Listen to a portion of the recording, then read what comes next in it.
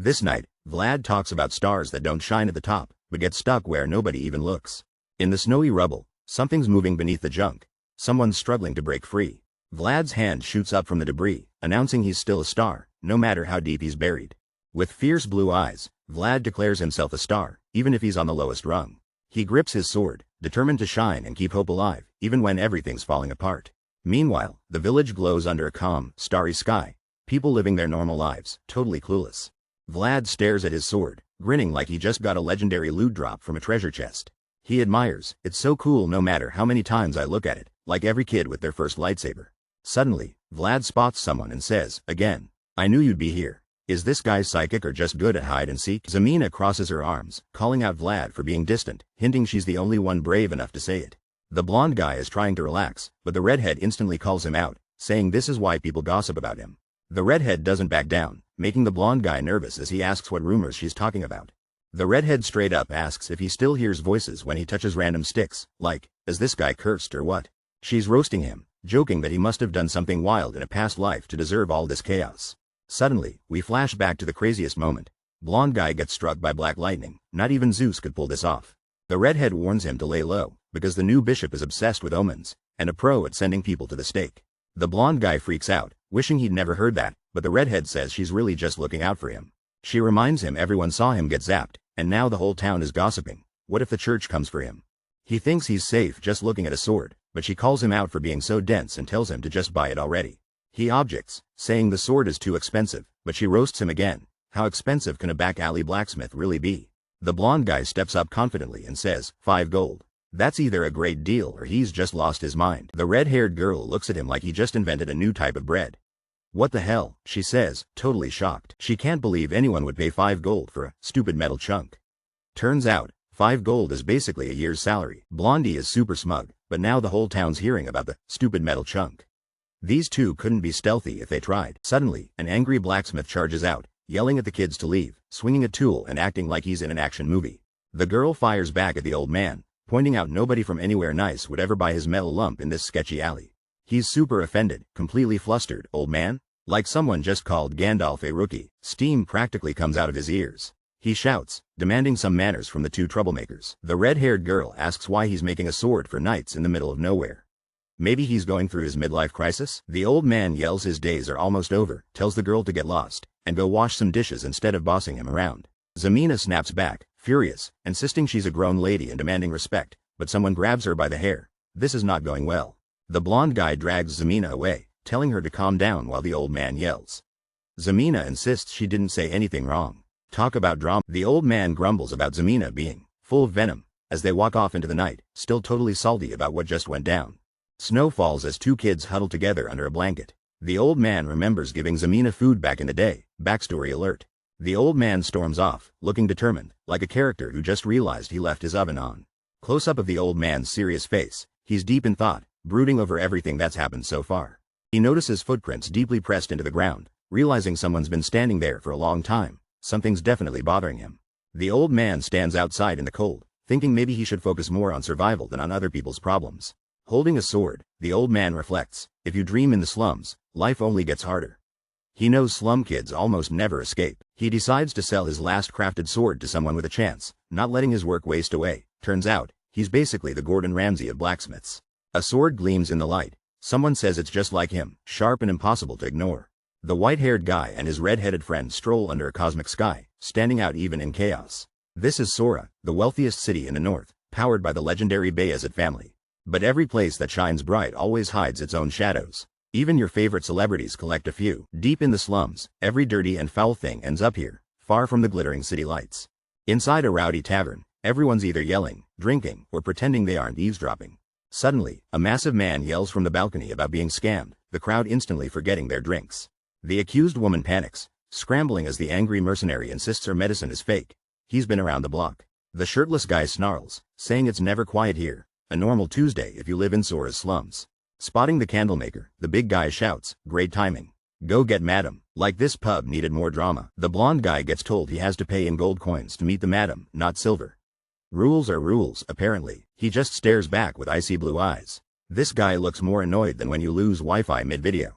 The bald man flips out, shouting about a candle scam. He claims the timer was rigged from the start. The blonde calls him out, mocking his 5-minute session and tells him to go rub his wife's butt if he's broke. The bald guy's veins nearly pop. He's so angry, he could probably power a small city. The blonde guy doesn't even flinch. He just asks if they should check the timer themselves. He points at the big clock, suggesting they put the candle to the test right here and right now. Blonde guy smirks and raises the stakes. If the candle burns too fast, bald man gets whatever he wants. But now Baldy's skeptical, calling everyone there a bunch of scammers. He's one step from starting a conspiracy channel. The blonde's eyes glow. He's all in. But if he's right about the candle, he promises Baldy won't just lose money, he'll get wrecked. The big guy's face freezes in shock, sweat pouring down as he realizes something serious just happened. Suddenly, he looks up and sees the kid's glowing eyes. What's with this kid's eyes? A hand snatches a red string dramatically, like someone's about to drop a plot twist harder than my upload schedule. The blonde guy lights a candle, smirking. Now, who's the scammer here? The big guy hesitates at the top of the stairs, still gripping the girl while the blonde waits coolly below. Down in the tavern, the whole crowd watches as tension crackles between the bald brute and the blonde. The blonde stares back calmly, his icy blue eyes showing zero fear of the situation. Suddenly the candle snuffs out, smoke swirling. Someone shouts. The big guy's eyes dart to a huge clock, panic twisting his face as time runs out. He curses and sweats, desperate. Shit. What was the time earlier? Someone calls out, "Mister?" And that means trouble is about to start. The big bald guy catches a wooden stick straight to his face. Talk about a surprise. The blonde hero launches the guy across the room like he's tossing trash on cleaning day. Close up, our hero's ice-cold stare says, "That was 5 minutes, you son of a biscuit." The blonde hero moves in, calmly serious, with his stick ready for even more action. With an epic boot to the gut, the bald guy gets sent flying, yelling, "Queeg," like he stubbed his toe. The big guy tumbles across the floor and now the hero stands tall in full takeover mode. The bald dude looks up in shock at the hero, who must be thinking, should have picked a better career. With a dark smirk, blonde guy says, "You're dead." Like he just cancelled the bad guy's subscription. The bald man panics, covering his face, begging, wait. Spoiler alert, begging rarely works. The blonde guy slams someone down shouting, "You're the one who tried to scam us. What kind of mercenary is as fat as you?" He keeps going, "And what? Bring my mom?" Then throws in, "You should be considerate to people without moms." The chaos inside is so loud it echoes outside, with random yelling and people being told to shut up. The exterior of a medieval building stands silent, but something wild just went down inside. Cut to sausages at a table, and someone suspects, "I think someone messed with the candle." It wasn't 5 minutes. The blonde guy, still catching his breath, asks nervously, "Do you get what I'm saying?" The big armored guy, Jorge, is eating and calmly agrees, "Someone messed with our candles. Even knights want their food hot." Suddenly, a woman yells, super dramatic, "Who dares mess with our precious candles?" The blonde assures Jorge, "We'll have to find out. Looks like there's a candle conspiracy brewing." The woman points at the blonde, "You look for them." He protests, "How am I supposed to find the culprit?" Turns out, he already knows. The blonde guy spins around, shocked, demanding to know who caused all the chaos last night. Marcella admits she played a prank just to scam money from drunk customers at Rosa's Smiles. Now the whole crew's at the bar. Marcella looking innocent while the others stare, piecing it together. The blonde guy grumbles while walking downstairs, realizing he fought someone for absolutely nothing. He shrugs it off, thinking a mere employee like him can't change anything around here. Suddenly, a proud coworker congratulates him on yesterday's heroic actions, making it awkward. The boss gathers everyone, grinning, and says the blonde did great, at least something wild happened. The gang circles up, begging for the blonde's candle-selling tips because everyone's pockets are emptier than a YouTuber's fridge after a 24-hour challenge. The blonde glares, asking Burley what sneaky plan he's cooking up this time. Burley laughs off the glare, telling him not to be so scary. Honestly, he'd lose in a stare contest. The shady guy leans in, promising the blonde dude a fair trade if he plays along. The man grins, saying if he gets some change, he's got something to give back. Yeah, classic sales pitch. In a cluttered storage room, someone calls out a pickpocket, mocking him for being awkward and unskilled. The villain grabs a scared boy and asks the blonde hero if he recognizes the kid. This looks like the world's worst reunion. The criminal offers to give the boy back for 40 silver, insisting it's a really good deal. Someone should check his Yelp reviews. The blonde guy, not impressed, coldly asks if the boy still has all his fingers and ankles.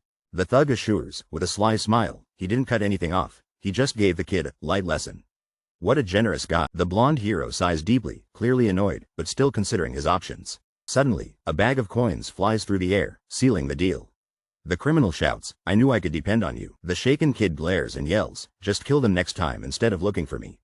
Now that's what I call a strong customer review. Vlad argues with his crew, reminding them they're gang members, not murderers, and scamming family is crossing the line. The gang's excited because Vlad took the deal, They know he's got control over all the vagrant kids. Vlad's eyes narrow and he quietly mutters, "Ned." Like this is personal for him.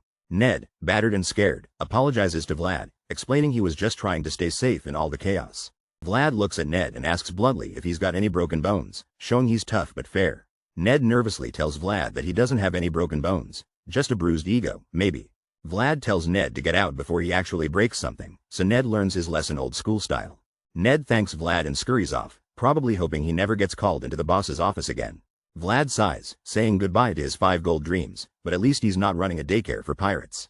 With the drama over, the day shifts to the harbor where the city buzzes with ships arriving and new opportunities on the horizon. Someone's scribbling notes and says, "But that kid was lucky." Curious how luck fits into this story, right? Meet Harvin, the whale hunter captain. He grins and counts all his fingers, saying the kid didn't lose any. That's one way to measure luck. Flashback. We see a brutal scene with fingers and ankles cut, turning someone into a warning for everyone else. Harvin leans closer, asking about rumors the candles were tampered with. The other guy surprised. How does he already know? The two talk it out in a cozy office. Harvin says the madam makes the candles but doubts Shed pull off such a wild prank. Vlad jumps in. Jorge apparently knew too, and insists these people aren't the candle messing type. Harvin raises an eyebrow, suggesting if they did tamper with candles, there must be a solid reason behind it. Vlad looks skeptical, asking, what kind of reason would make people mess with candles anyway? Harvin gets serious and says there's a 90% chance it's about needing urgent money. Like robbing your own piggy bank before payday. Harvin warns Vlad to stay sharp. If an organization is desperate for fast cash, they're probably up to something big. Suddenly, a brutal war erupts between rival organizations, chaos and violence everywhere. Nobody knows who will survive this battle. Meet the 5 bosses ruling the slums of Sora, each more dangerous than the last, and all ready to fight for power. Swine Butcher Black Bear, Gambler's Dice, and Whale Hunter Captain Hoover. This trio makes Monopoly look like child's play. One-Armed Jack, the Moneybug, is here to make things rain. Just not the kind of rain you want to get caught in. All the darkness of life is closing in, and the blonde protagonist senses something is about to go seriously wrong. In a tense standoff, the blonde kid faces a whole mob, and he's definitely outnumbered. Talk about an awkward family reunion. An ominous voice breaks the silence, laying down the tension even thicker. "Hey, kid." One-Armed Jack steps forward, flashing his hook hand, demanding, "Where's your boss?" Time to negotiate, pirate style. The blonde kid's eyes narrow with resolve. Accidents come without warning. You never know when chaos will hit. One-Armed Jack's grin gets wider. And destruction? Yeah, in this city, it never sends a calendar invite first. The burly boss stands tall, calling out, "Moneybug's here in person." While the blonde guy stares back, totally unfazed. The blonde guy glares, asking if all this chaos means they're preparing for war. He's calm, but you can feel the tension building. Suddenly, one of the boss's guys yells at the blonde, demanding to know where his boss is. The crowd's ready for drama. With a cold, piercing look, the blonde just frowns. This guy's stare is so intense, it could make ice cream melt. The lackey leans in and awkwardly says he's just a candle seller, pretending not to know anything. Yeah, because candle salesmen always start brawls. Getting angrier, the thug stutters and swears, struggling to control his temper in front of the whole crowd. He loses it and shouts, flipping the table and sending everything flying, telling the blonde guy to go find his boss himself. Broken pieces and candles cut through the air as both faces tense up. This is about to get wild. Candles and wood litter the floor as the chaos spreads. Everyone's watching for what happens next. The whole tavern is watching now. Tables knocked over, people on edge, and the showdown still heating up. The whole crowd freezes in shock, all eyes glued to the chaos about to erupt in the candle shop. Tension explodes. One guy is so scared he's sweating more than a snowman in a sauna. Everyone realizes all the super expensive candles are toast, and that means no more sales for the day.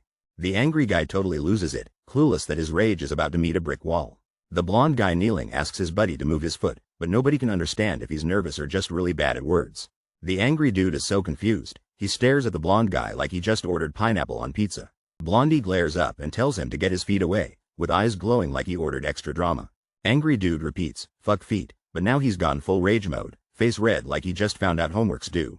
He leaps in and yells, "You bastard," about to deliver the slowest, angriest flying kick ever. Seriously, even grandmas would dodge faster. The screen proclaims, a fight is a microcosm of war. Looks like it's about to get legendary in this candle-smelling battlefield. The blonde protagonist stands ready, eyes locked on the fight ahead.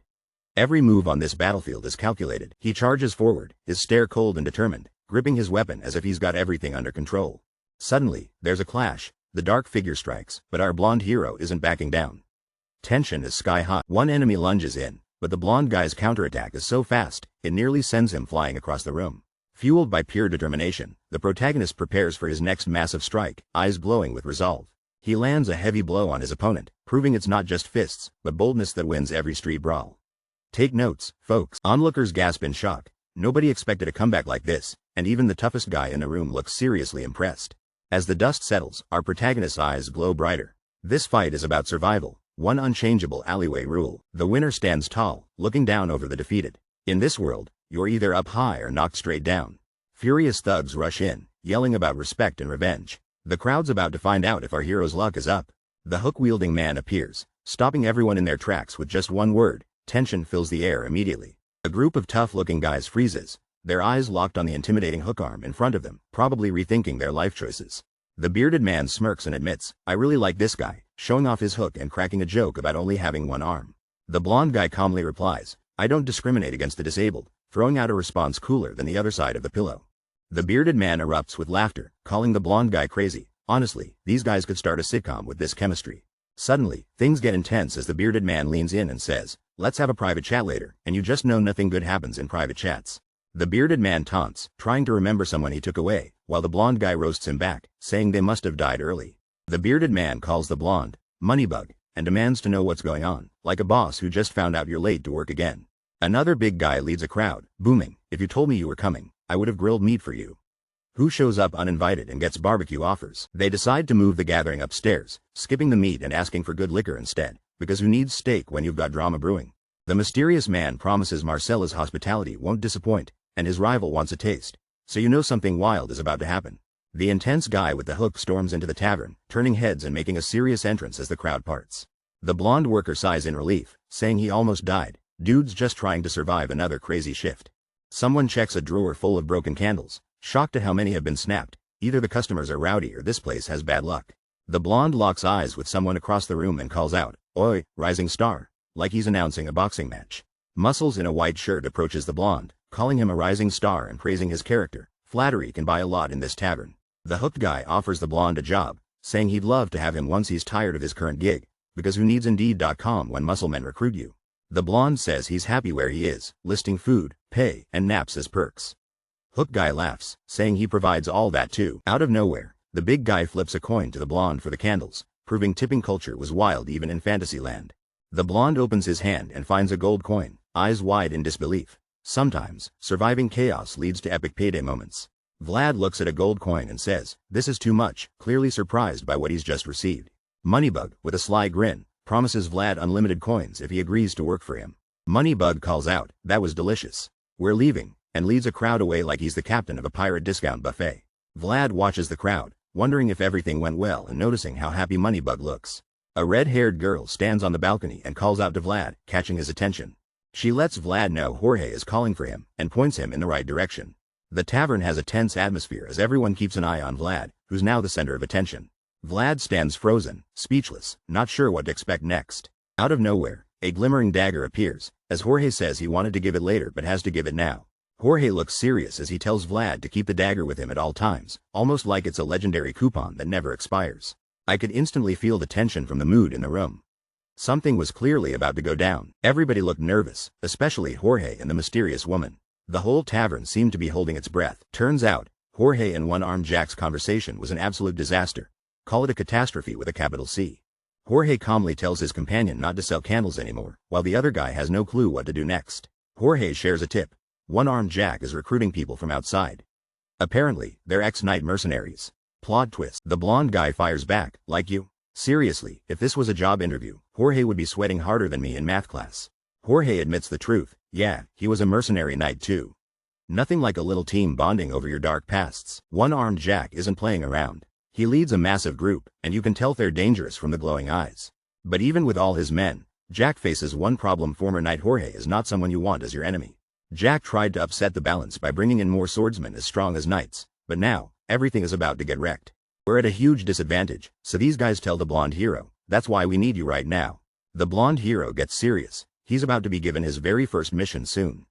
No pressure, right? Enter Harvin, a genius who can't walk or use his hands, but still taught himself everything and works for Captain Hoover.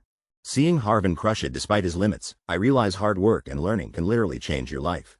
Inspired by Harvin, the blonde hero trains harder than ever, pushing himself to reach the next level. Suddenly, he hears a strange voice call him, lad, definitely not what you want when you're swinging a stick. The mysterious voice offers sword fighting tips like a ghostly coach, while our hero stands in a ruined training ground.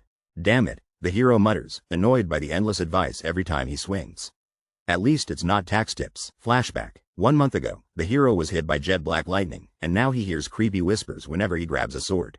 I'm gonna need holy water before I even buy a sword, our hero jokes. It's cheaper than hiring an exorcist. The blonde guy is on a mission. He tells himself to ignore distractions and focus, because apparently, he's got more clingy thoughts than a toddler. He takes a deep breath and grips his staff, determined to do his absolute best and focus every ounce of his power. The guy's eyes lock in with laser focus. No hesitation. He knows it's now or never, and commands himself, strike down. Raising his staff, he channels everything he's got. He's narrowing his concentration like he's trying to beat a world record. With explosive energy, he slams down the staff, unleashing a wild surge of power that's got more drama than a reality TV finale. Suddenly, he realizes his move felt totally different this time, like he just unlocked DLC content in real life. The blonde guy reflects. Earlier, he was just goofing around, but this was something way more serious. Power floods around him, and the words, sword path, glow as he feels this intense burst of energy. Talk about a literal glow up. A mysterious silhouette appears, gripping a sword, radiating strength and intensity like the final boss just loaded in. The blonde guy is freaked out. He's seriously questioning what bizarre power has hijacked his brain this time. Under a full moon, the snowy mountains look peaceful, but trust me, nothing good happens on nights like this. A gloved hand wipes a bloody blade, saying, "You can't fool experience." This guy's sword is definitely not just for show. The white-haired man exclaims how the winter air chills him to the bone, as steam rises from his breath. He means business. He whips around, alert. There's something in the trees. Someone's definitely watching him out there. He smirks, calling out whoever's hiding, "You're either stupid or doing it on purpose." Best roast in the forest. The man walks deeper into the snowy woods, not afraid, leaving only footprints behind. He knows he's not alone. He calls out, "I don't know who you are, but come out now. I'm here now." He's ready for a confrontation. The silence breaks as a voice hesitantly asks, "Sir Stonga?" This is about to get real. Stonga steps forward, confirming his name, and asks, "So you're the one called Vlad?" The showdown is about to start. Vlad appears, hiding under a cloak, saying guides from the slums aren't usually blonde with blue eyes. Maybe next he'll check his driver's license. He hands over a mysterious letter sealed with wax, saying it's straight from his boss. The silver-haired guy reads the letter, realizing the enemy hired a mercenary who used to be a knight. No wonder his help is needed. The blonde guide promises to lead the way, estimating they'll arrive by night in just 2 days. With no time to waste, the blonde starts walking while the silver-haired guy hesitates but follows. The silver-haired guy sighs, doubting if he should follow someone he just called stupid out loud. The guide defends himself, claiming he's perfectly capable, but Silverhair deadpans, "I don't think so." Tough crowd today. Silverhair's eyes glow. He says there's no way Blondie's smart while making such dumb decisions. Silverhair threatens, if Blondie questions the path, things are gonna get ugly fast. Blondie just shrugs it off and focuses on not messing up his very first mission. Silverhair is stunned.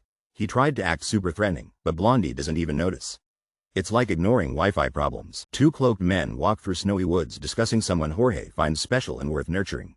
The forest is freezing, but nothing stops these guys from their mysterious winter stroll. Later that night, they sit by a fire, deep in the woods, plotting and staying warm, because s'mores can wait.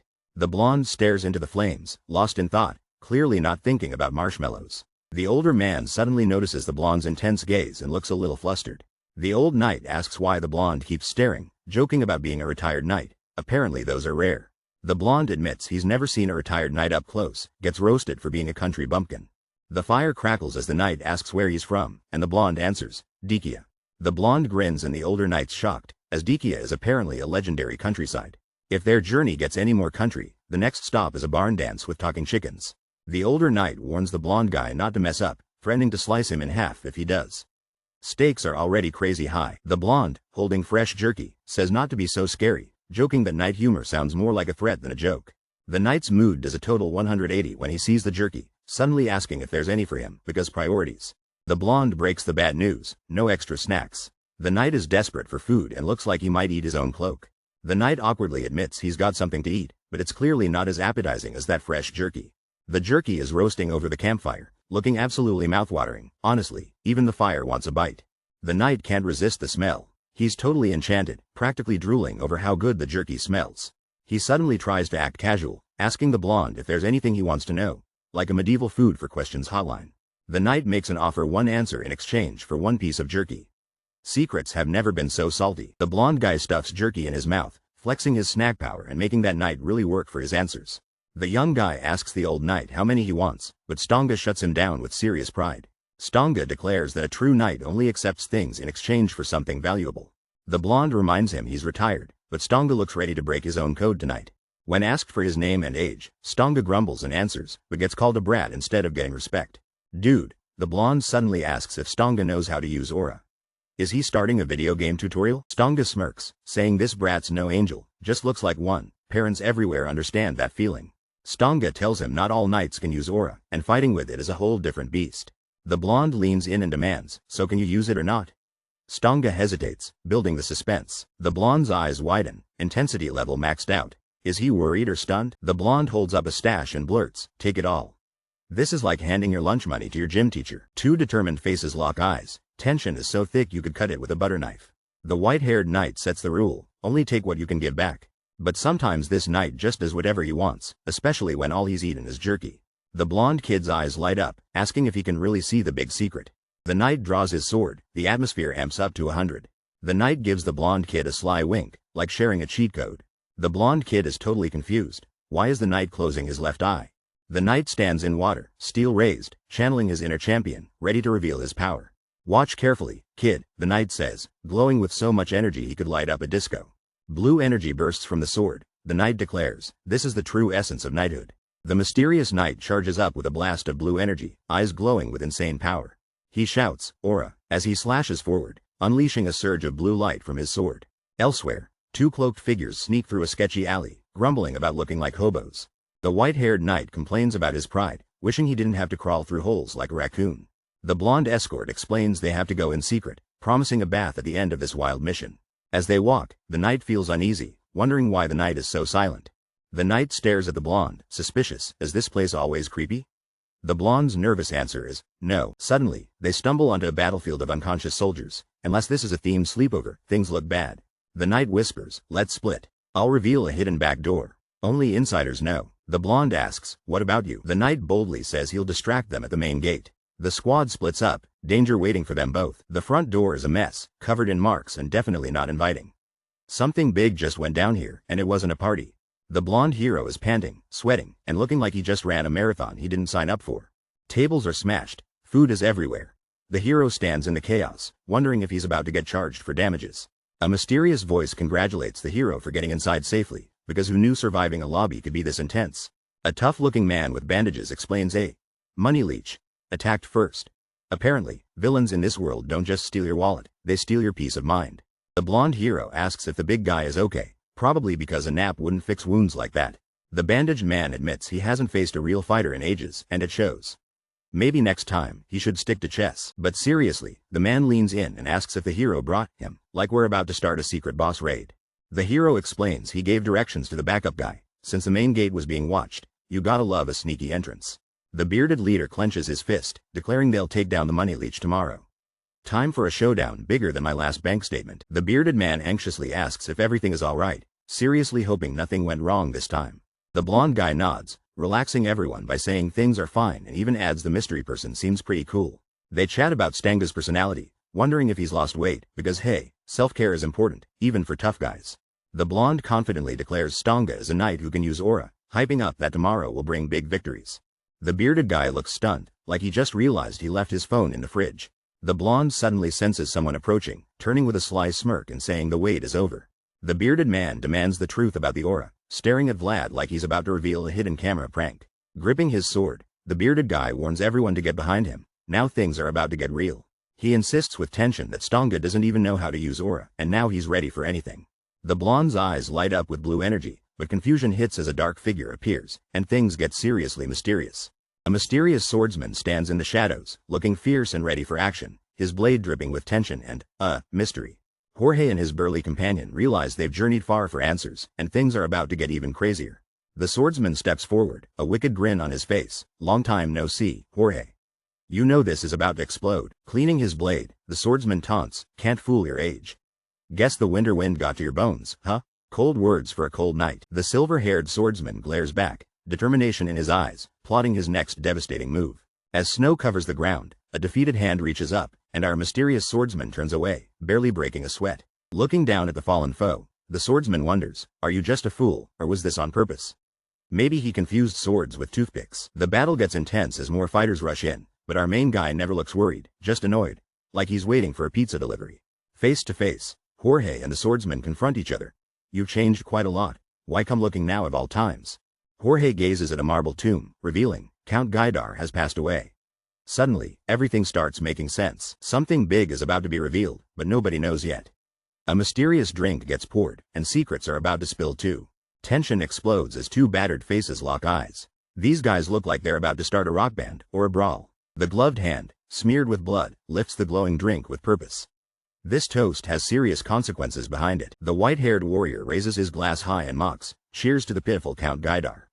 That's one way to make friends. Suddenly, a bearded man's eyes blaze with energy. Someone's angry, and let's be real, those glowing eyes are not for decoration. The furious man charges with sword drawn, his focus locked. He's moving so fast he might beat pizza delivery by a full minute. The white-haired man smirks, raising his glass as chaos reflects inside it. He doesn't even flinch. He's got style and iron nerves. The attack lands with a monstrous crash, shattering wood and spilling the drink.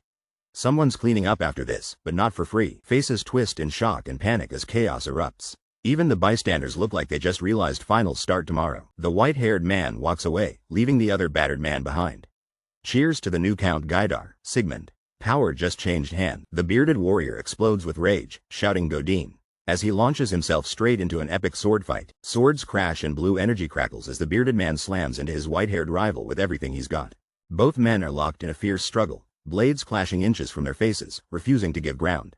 The white-haired knight coolly commands, "Return immediately, Jorge."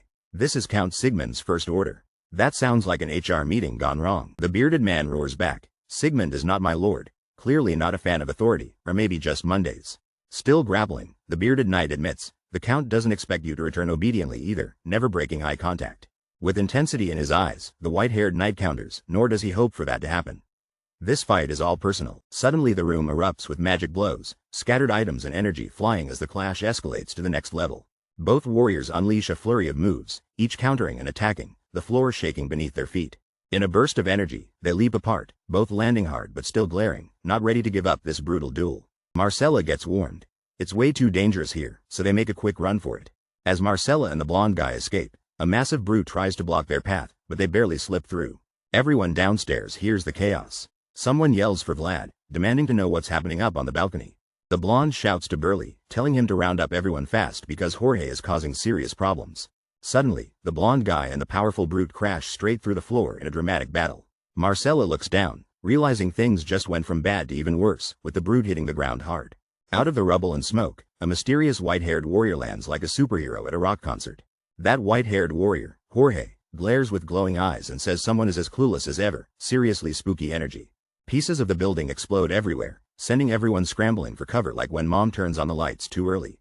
The brute's crew panics as their boss crashes down, totally confused and probably wishing they called in sick today.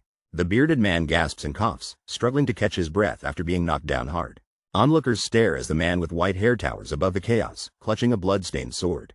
With glowing purple eyes, the white-haired man glares coldly, unfazed by the battle. Suddenly, a dagger soars through the air, heading straight into the fight.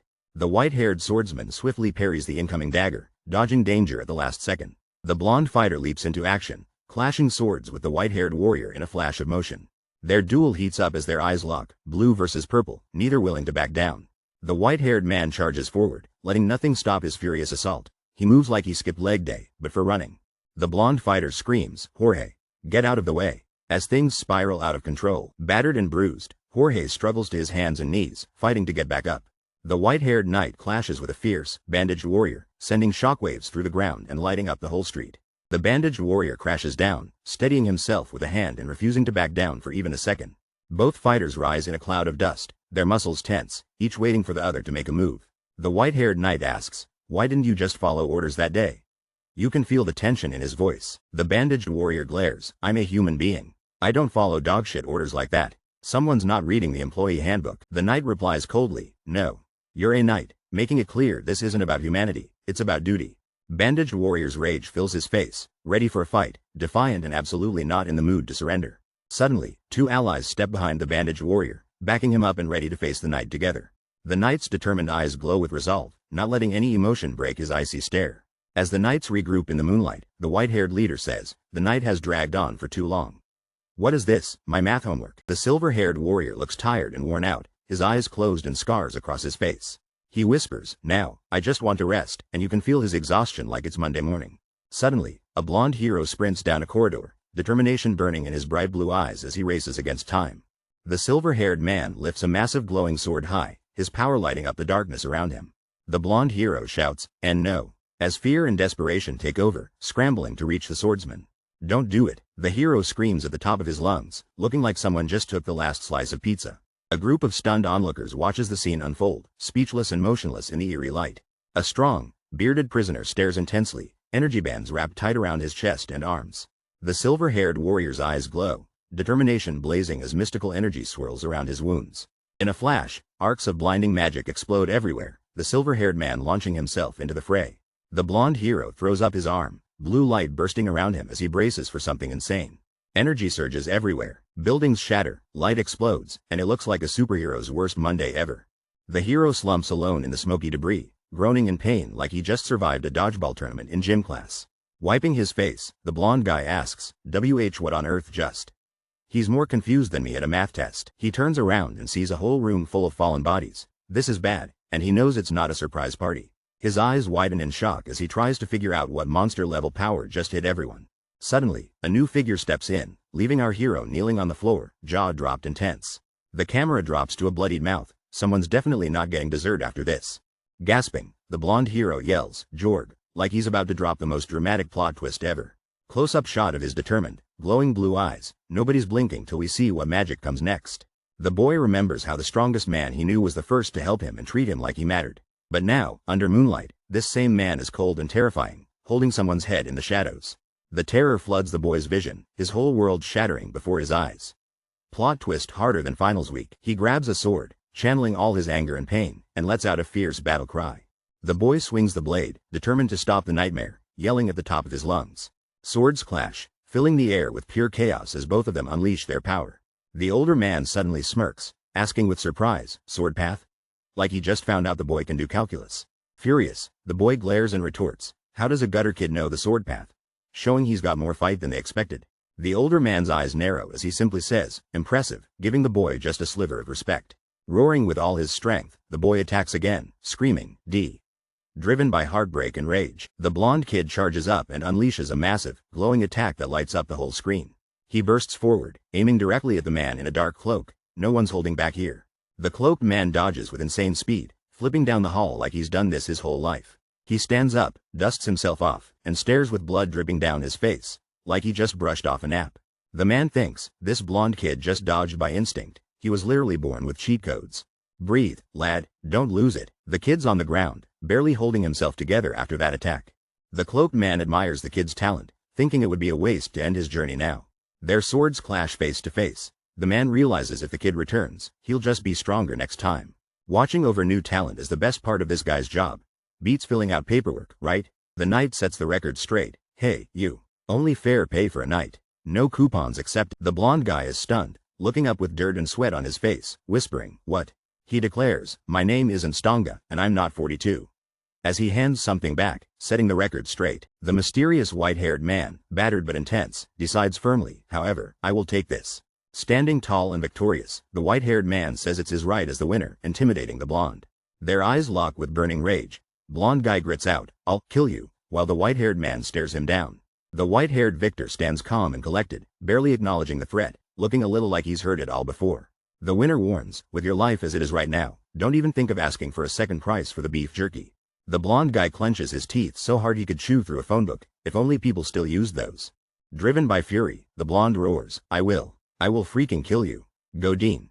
As the white-haired man walks away, the defeated guy screams after the victor disappearing into the shadows, just you wait, as the tension explodes. The blonde hero's eyes glow as he shouts, just you wait. Someone just made things personal. In the dead of night, the red-haired girl struggles to support a battered blonde boy through empty, silent streets. The blonde guy can barely stand, leaning heavily on his friend as they limp forward together, determination in their eyes. He clutches his side in pain, blood seeping through his fingers. This is the worst time to play hide and seek. The blonde boy drops to his knees, gritting his teeth while the red-haired girl urges him not to give up. Sweat pours down his face as he forces himself to keep going, but it looks like he's about to pass out. In the darkness, a commanding voice thunders in his head, get up. Inside a dimly lit room, the blonde boy slumps on the floor while a mysterious woman in black stands over him. The woman stares him down, demanding, "Get up. Do you want to die here?" He looks away, but she means business. Her icy glare could freeze water. Seriously, she's scarier than my Wi-Fi going out during a video upload. The moment he tries to respond, she slaps him with a force that says, "Failure is not an option tonight." The mysterious woman whips around and snaps, "Get it together, kid. This is not gonna be a pep talk you forget." She towers over the injured blonde guy, demanding, "Do you know what separates us slum losers from the rich folks downtown?" With a dramatic pause, she delivers the punchline like it's the lesson of the century opportunity. The blonde kid looks up, wiping sweat, realizing the wealthy get second chances. Failure isn't game over for them. The camera pulls back to show the devastation. She asks, "But what about us?" "Yeah, nobody's handing out extra lives here." She points to the wreckage and bodies, coldly stating, "Look. This is what one failure costs us." In this world, even Monopoly is hardcore. Grabbing the guy's cloak, she hammers it home, "We die if we fail once. That's the fate we're stuck with. Zero respawns, zero mercy." Leaning in, her voice drops, "Don't miss this once-in-a-lifetime chance. It's like winning the lottery, except your life's the ticket." Determined, the blonde guy's eyes sharpen. He's not giving up. Time to prove he's not just another face in the dirt. Outside, a fiery redhead appears, worried. "Are you okay? Want me to slow down?" The guy shakes his head. "No. Keep going. This is no time for breaks." The blonde guy wipes sweat off his face, determined not to give up no matter what happens next. He crouches beside his red-haired friend, spotting an enemy in the shadows. Looks like Jorge's minion found them. There's no time to think. The red-haired girl yells, and both sprint into the night, running for their lives. Their hideout is completely wrecked, and furious pursuers charge after them, swords drawn and ready. Even though they're just rookies, the girl and the blonde guy cling to each other and keep running. They dash through the dark street, knowing it's finally their chance to break free and fly on their own. Angry enemies fill the alleys, hunting everywhere and calling them little rats. I'd say that's pretty cheesy. A tough-looking boss barks out orders, promising a big reward for anyone who finds their hiding spot. The furious boss clenches his fist, swearing payback for being humiliated. He's definitely not winning any gratitude awards. The chasing crew splits up, closing in on every exit, convinced their targets can't have gotten far. Two locked shackles hang on a wooden door, sealed by a sturdy bar.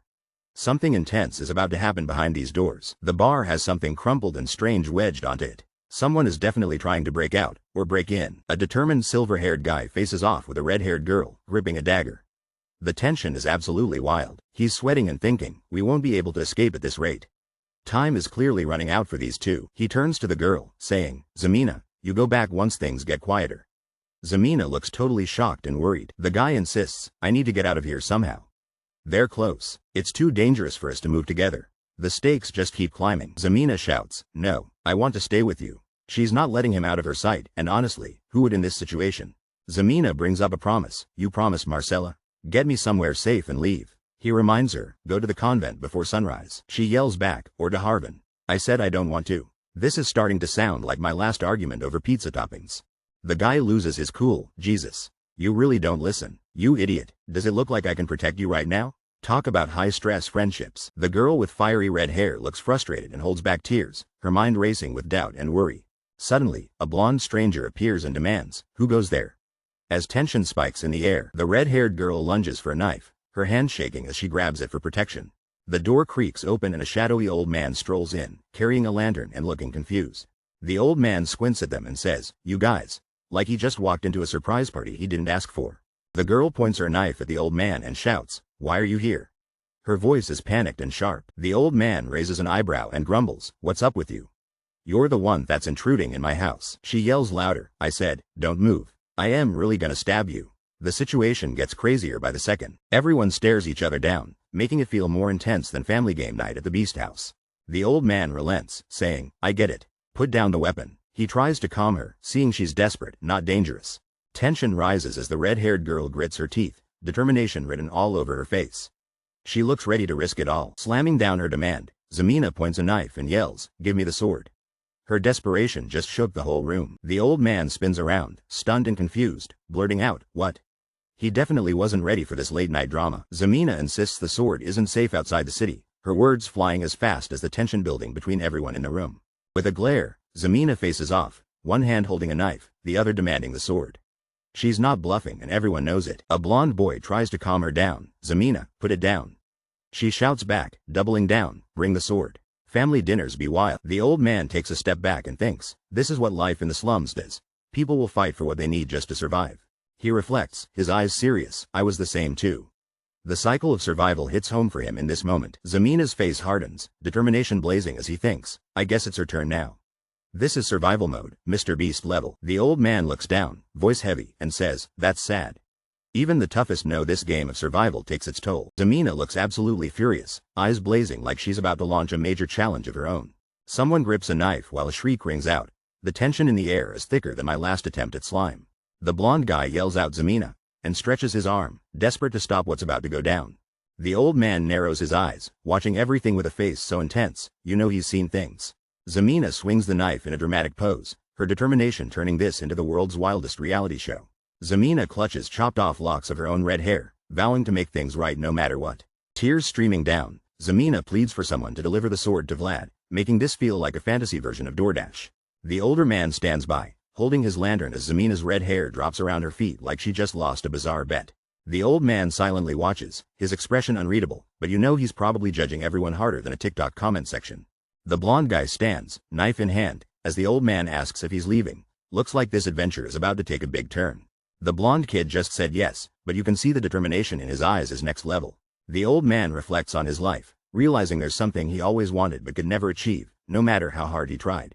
The young blonde guy steps up, ready to do what the old man never could, even though he's still just getting started. The old man pinches his nose, feeling the stress. You young'uns sure make things hard for me. The old man walks ahead, telling the blonde kid and the red-haired girl, come with me.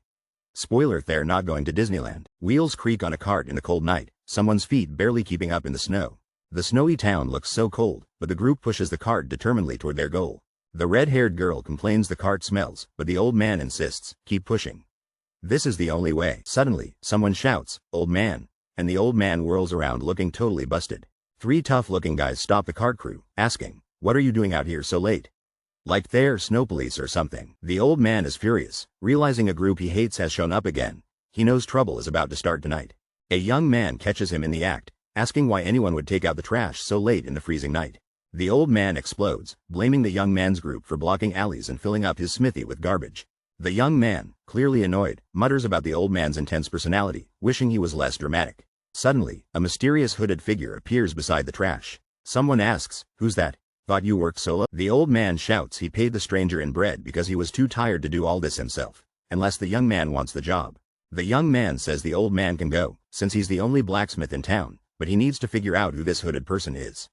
Seriously, does everyone get weird assistants nowadays? Tension spikes as the hooded figure freezes, a blade suddenly trembling at their neck under the moonlight. The young man threatens the hooded figure, telling them not to move unless they want to lose something important.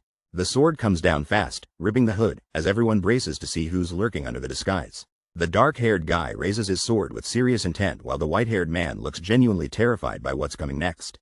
The red-haired character complains about how tough it is to make a decent living, looking totally exhausted. With zero excitement, the sword guy just says, pass, like he's grading a spelling bee and not a sword fight. The old man demands answers, while the sword guy explains they're searching for Jorge's missing blonde kid. The old man is ready to leave, but the sword guy insists on checking one last thing to be absolutely certain, because he's that guy. Hidden in the wagon, Jorge's blonde kid looks up with fierce blue eyes. Turns out, this missing kid was here the whole time. Someone call hide and seek champions. Red-haired and old man lock eyes, both realizing something's up, tension thick enough to cut with a butter knife. Off-screen, someone warns, don't do it here though, adding a layer of sneaky suspense to the standoff. A guy with a shaved head, holding a stick, agrees with a calm, all right, looking way too chill for this mess. The sword guy, not wasting any time, tells shaved head to go over to the other dude, like this is gym class instructor mode. The old man stresses as he leads the group through the snow. There's no other choice, just survival mode now. The young man turns, commenting that someone brought an insane amount of stuff with them, probably more than he packs for vacation. Suddenly, he freezes mid-sentence, something catching his eye in the shadows. From behind a pile of rubble, a mysterious red-haired kid appears, staring with a piercing gaze. The red-haired kid looks away, and the young man falls silent. The tension could cut through this snowstorm. The young man clutches his staff and asks not to be hated. He says, this is my job, as if it explains everything. With a determined swing, the young man slams his staff into the icy ground, breaking the silence and probably the ice too. The red-haired kid looks pained and the old man's face is even tenser. The young man pushes on, relentless through the snow. Someone mentions they heard Harvin put a boat on the river. Is that hope, or just another wild rumor? The old man and the red-haired kid glance at each other. Plot twist. Maybe that boat would be less drama than this blizzard. Someone with glowing blue eyes is down, but everyone's running in a different direction. They're searching for answers, but this guy is not moving. A guard, serious and determined, reminds himself to keep a critical detail in mind as snow falls all around him. The guard checks the destroyed ground, then waves someone through, saying, "All right. Pass." As if this is just another day at the office. An older man, looking over his shoulder with suspicion, walks away while chaos and snow swirl in the city behind him. A worried kid nervously pays off a debt, handing over silver and hoping that's enough to keep things from getting worse. The blonde on the ground finally cracks a smile, even though he looks like he's been through a blender.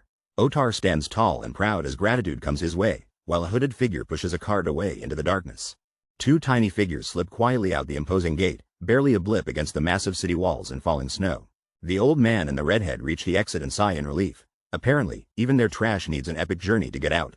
The red-haired character's eyes fill with emotion as they say goodbye to Vlad, hoping their friend survives whatever madness is coming next. Everything's chaotic as a wild energy rushes across the battlefield, shadows moving faster than my attention span. A determined boy grips a glowing sword, ready to change fate with nothing but pure willpower and a wild stare. An old man looks on, his face serious, because the boy's magical weapon was literally born from the old man's imagination. A red-haired girl looks terrified, her hands clenched tight, holding back tears for the craziest plot twist ever. The light that powers the boy's sword? Paid for with the girl's tears, yeah, feelings fueling epic magic. The moon hangs over snowy mountains. Even the landscape's dramatic enough to deserve an Oscar. The boy raises his sword, its metal gleaming, probably thinking he just unlocked legendary loot in real life. Staring at the weapon, the boy whispers, "Can you hear me?" Like he's auditioning for a ghost hunter show. The sword actually answers, "Yes. That's right, this sword talks. Alexa has nothing on this." "Who are you?" the boy asks. The sword replies, "I don't know. Even magic swords have identity crises." The blonde hero calls out the mysterious voice, asking how it can talk so much about swords but not know its own identity. Staring with resolve, the hero decides to strike a deal. He'll help the voice, but they both have to help each other. He promises to help the voice regain its memories, but asks for one thing in return: become his sword. Close-up, determined eyes. He doesn't care if the entity is evil, he just needs strength more than anything. Under the glowing moon, a huge shadowy figure towers over the kneeling hero, his fear intensifying. The hero confesses what really scares him. It's not facing monsters, it's the crushing fear of being absolutely nothing. The mysterious voice finally answers, saying it's ready to reveal the truth. "Hey, maybe the sword's about to spill the tea." Thunder crackles as the shadowy being hands over a glowing magical sword to the amazed hero, sealing their pact. The truth is revealed: it's all about the sword, the legendary weapon that connects them both. The setting shifts to a snowy, bustling camp beneath majestic mountains. A new adventure is about to begin. The scene opens with a majestic banner waving over a winter camp, setting up a seriously epic showdown. On a war map, someone moves pieces like their speedrunning strategy, and we already know things are about to get wild. Joseph Bayezid, the second son of the Bayezid family, sits confidently, declaring that this challenge is just too easy. Zoom in on Joseph's intense face. He says it again, it's too easy, like he's the final boss of confidence. A soldier enters the tent, announcing his return. Joseph barely looks up, already acting like he's 3 steps ahead. Joseph calls out for Jaeger, like he's about to summon a secret weapon or maybe just a guy with an incredible mustache.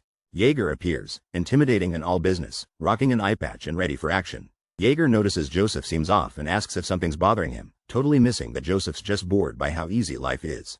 With a smug grin, Joseph explains that his only problem is everything's way too easy for him. Jaeger reports monster hunting is going smoothly, with only a few casualties, just mercenaries. Joseph casually suggests deserters don't really count, like he's grading homework.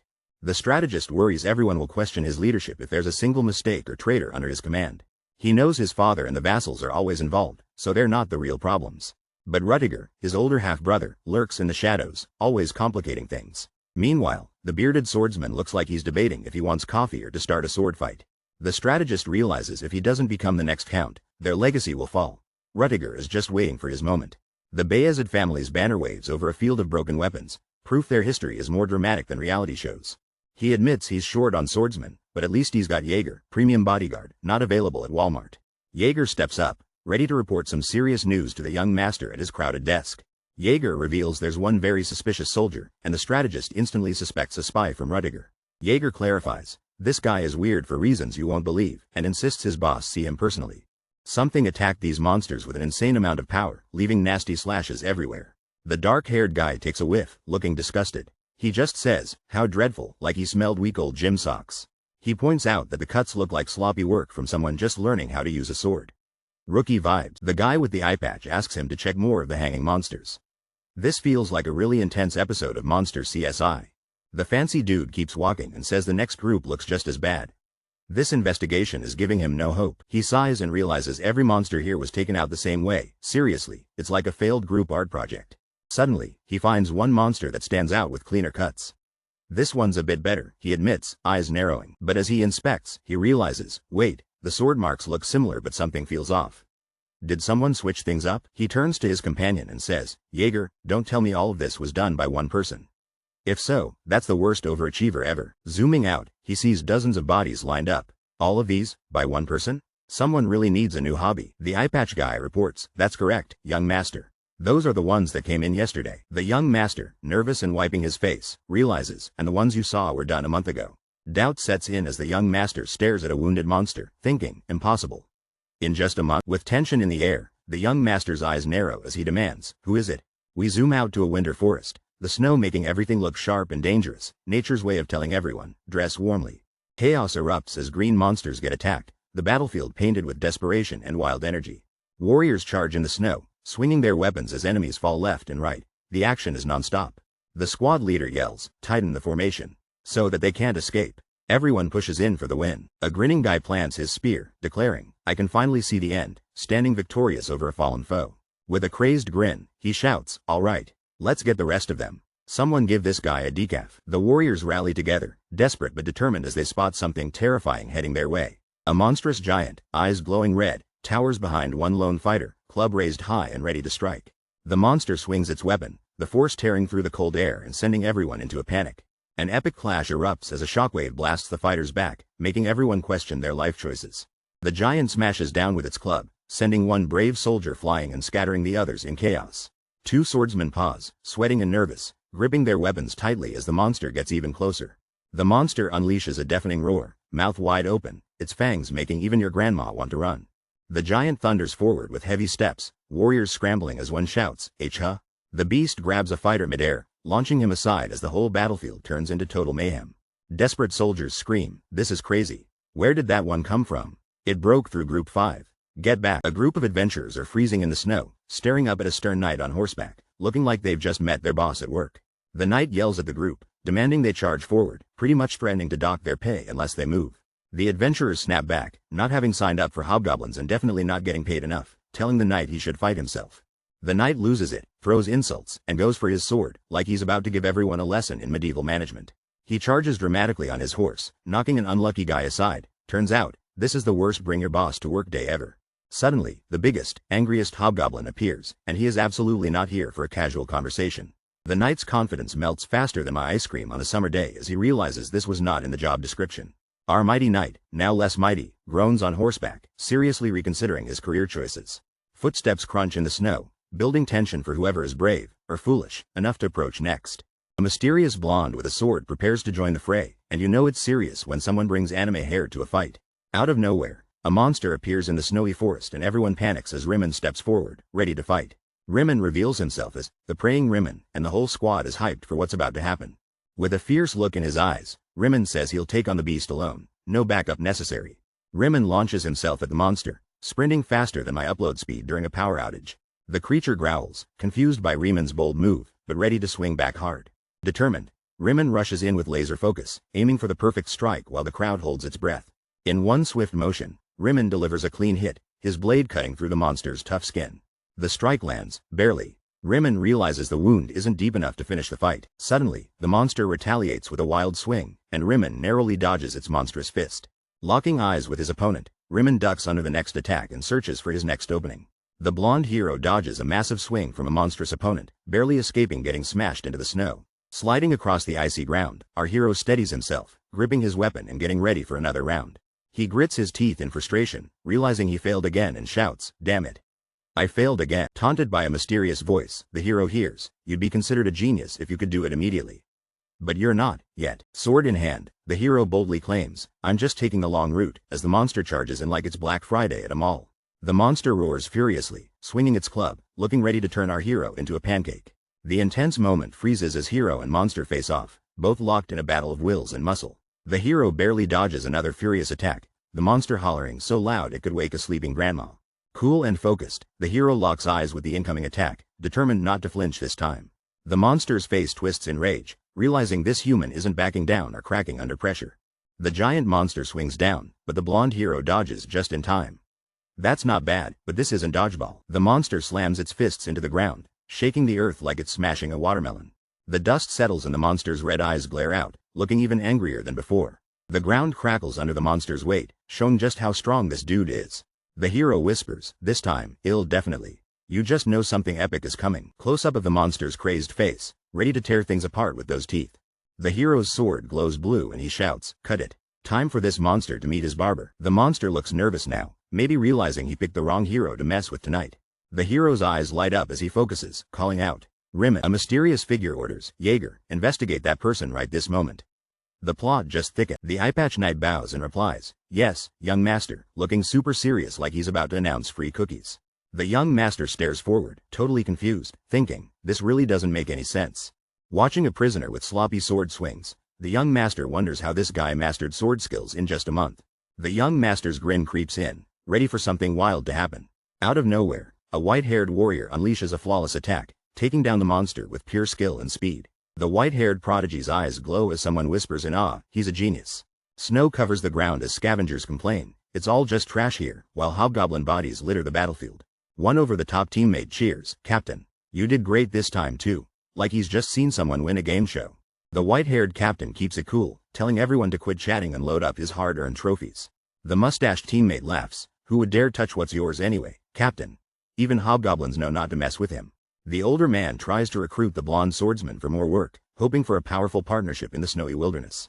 He promises teamwork, but the swordsman rejects the offer, firmly stating he doesn't work with frauds. The swordsman pauses in the snow, thinking about his mercenary plaque and reputation. The shady man narrows his eyes, warning the swordsman not to rely on his mercenary status forever. The crook offers a friend, skilled at forging, but the swordsman cuts him off sharply with a cold Gerda. The swordsman gives a death stare and warns, blabbering can get people killed. Suddenly, the tension spikes. If looks could kill, the shady guy freezes, totally freaked out by the swordsman's threat. It's like seeing your teacher at the mall, pure shock. He nervously backpedals, claiming he was only saving the swordsman from earning pennies with his crazy skill. The swordsman's icy glare says it all, ordering the scammer to keep working or else lose his head, literally. Defeated, the sly man backs off, waving his hands and promising to get back to work before things get even scarier. Rimmon stares into the distance, determined, deciding he needs to deal with someone in the future.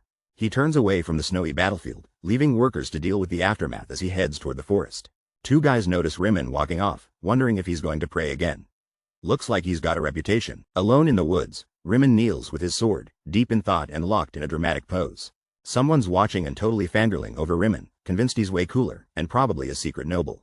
But deep down, Rimmon is frustrated, admitting he couldn't slice through his target with just one hit. A mysterious voice calls him a fool, reminding him that surprise equals victory. Rimmon is totally confused. The voice breaks it down, raise your sword. Opponent goes whoosh, then you go wham. Rimmon is more lost than Google Maps. The voice shouts again, demanding Rimmon to go wham when they go whoosh. Rimmon tries to make sense of all this. Rimmon's mumbling whoosh, whoosh, while his fans kneel in admiration. He has no idea what's going on, and honestly, same. Winter surrounds a busy camp filled with tents, workers hustling through the snow, and a mountain looming in the background. This doesn't look like a vacation. A steaming bowl of mysterious soup sits ready. Nobody knows what's inside, but it might change everything.